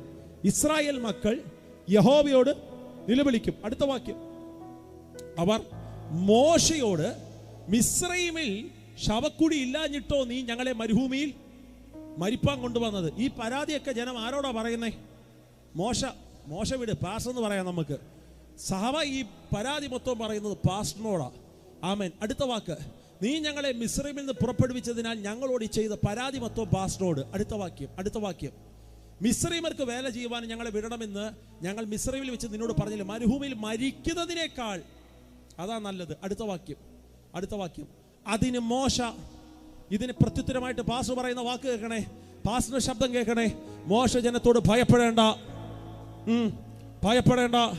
ഉറച്ചു നിൽപ്പീൻ, യഹോവ ഇന്ന് ചെയ്യാനിരിക്കുന്ന രക്ഷ അപ്പൊ പാസ്റ്റർ എന്താ ഇതിന് മറുപടി പറഞ്ഞേ? പേടിക്കണ്ട, ധൈര്യത്തോടെ എന്ത് ചെയ്തോണം, ഇരുന്നോളാം, ദൈവം നമുക്കൊരു രക്ഷ ചെയ്യും. ഇത് പറഞ്ഞ പാസ്റ്റർ, നിങ്ങൾ ഇന്ന് മിസ്രൈമിനെ ഇനി ഒരു നാളും കാണത്തില്ല. അടുത്ത വാക്യം, യഹോവ നിങ്ങൾക്ക് വേണ്ടി യുദ്ധം ചെയ്യും, നിങ്ങൾ മിണ്ടാതിരിപ്പീൻ. അടുത്ത പദം, അപ്പോൾ യഹോവ മോശയോട് അരുളി ചെയ്തു, നീ എന്നോട്. അതാരേലും കണ്ടോ? ജനം മൊത്തം കേട്ടത് മോശ പാസ്റ്ററിന്റെ ധൈര്യത്തിന്റെ വാക്കുകളാ. പക്ഷെ തമ്പുരാൻ പറഞ്ഞത്, നീ നാട്ടുകാരോട് ധൈര്യം പറയുമ്പോഴും ആരോരും കാണാത്തൊരു നിലവിളിയുടെ ശബ്ദം നിനക്കുണ്ടായിരുന്നു മോശേ. ആരോരും കാണാത്തൊരു നെടുവീർപ്പിന്റെ ശബ്ദം നിനക്കുണ്ടായിരുന്നു. ഇത് എന്തോ ദൂത. പരിശുദ്ധാത്മാവ് ഇന്ന് രാത്രി പറയുക, പുറമെ നീ ഭയങ്കര ധൈര്യമൊക്കെ കാണിക്കുന്നുണ്ട്, ഭയങ്കര തന്റെ ഇടമൊക്കെ നീ കാണിക്കുന്നുണ്ട്. പക്ഷെ ആരും കാണാത്തൊരു നിലവിളിയുടെ ശബ്ദം നിന്റെ അകത്തുയരുന്നത് നാട്ടുകാർക്ക് അറിയത്തില്ല, സഭാജനത്തിന് അറിയത്തില്ല, നിന്റെ സ്ട്രഗിളിക്ക് ഒരു വിശ്വാസിക്കും അറിയത്തില്ല, നീ ഉരുകുന്നത് ഒരു മനുഷ്യനും അറിയത്തില്ല. പുറമെ നോക്കുമ്പോൾ എല്ലാം ഓക്കെയാ, പക്ഷെ നിന്റെ നിലവിളിയുടെ ശബ്ദം ദൈവം അറിയുന്നുണ്ട്. ഞാനൊരു പദം പറഞ്ഞാൽ തെറ്റിദ്ധരിക്കരുത്. ആദ്യമായിട്ട് ഈ ചർച്ചിനകത്ത് കയറി വരുന്ന, ഇതെന്റെ സ്വന്തം സഭ പോലെയാണ് ഞാൻ സ്നേഹിച്ച് പറയാം, ഈ ചർച്ചിൽ ഫസ്റ്റ് ടൈം കയറി വരുന്ന ഒരാള് മനസ്സുകൊണ്ട് എന്തോത്തിന് കുറവുണ്ട്, എല്ലാം ഓക്കെയാ, പുള്ളിക്ക് പണം ഉണ്ടല്ലോ, പിന്നെ എന്തോത്തിനാ കുറവ്? ഹല്ലേലൂയ. ഉറപ്പായിട്ടും ഞാൻ പറയുന്നു, ഫസ്റ്റ് ടൈം ഇതിനകത്ത് കയറി വരുന്ന ഒരാൾ, ആമേൻ, പേഴ്സണലി ഈ സഭയോട് അറിയാത്ത ഒരാളാണെങ്കിൽ, ഒരു ചർച്ച തുടങ്ങി 1.5 വർഷം കൊണ്ടേ ഉള്ളൂ, ഇത്രയൊക്കെ എന്താ ചെയ്താൽ 10 പുത്തനുണ്ടല്ലോ, ഏതൊരു മനുഷ്യന്റെ ഭാഗത്ത് ആദ്യം കയറുന്ന ചിന്ത.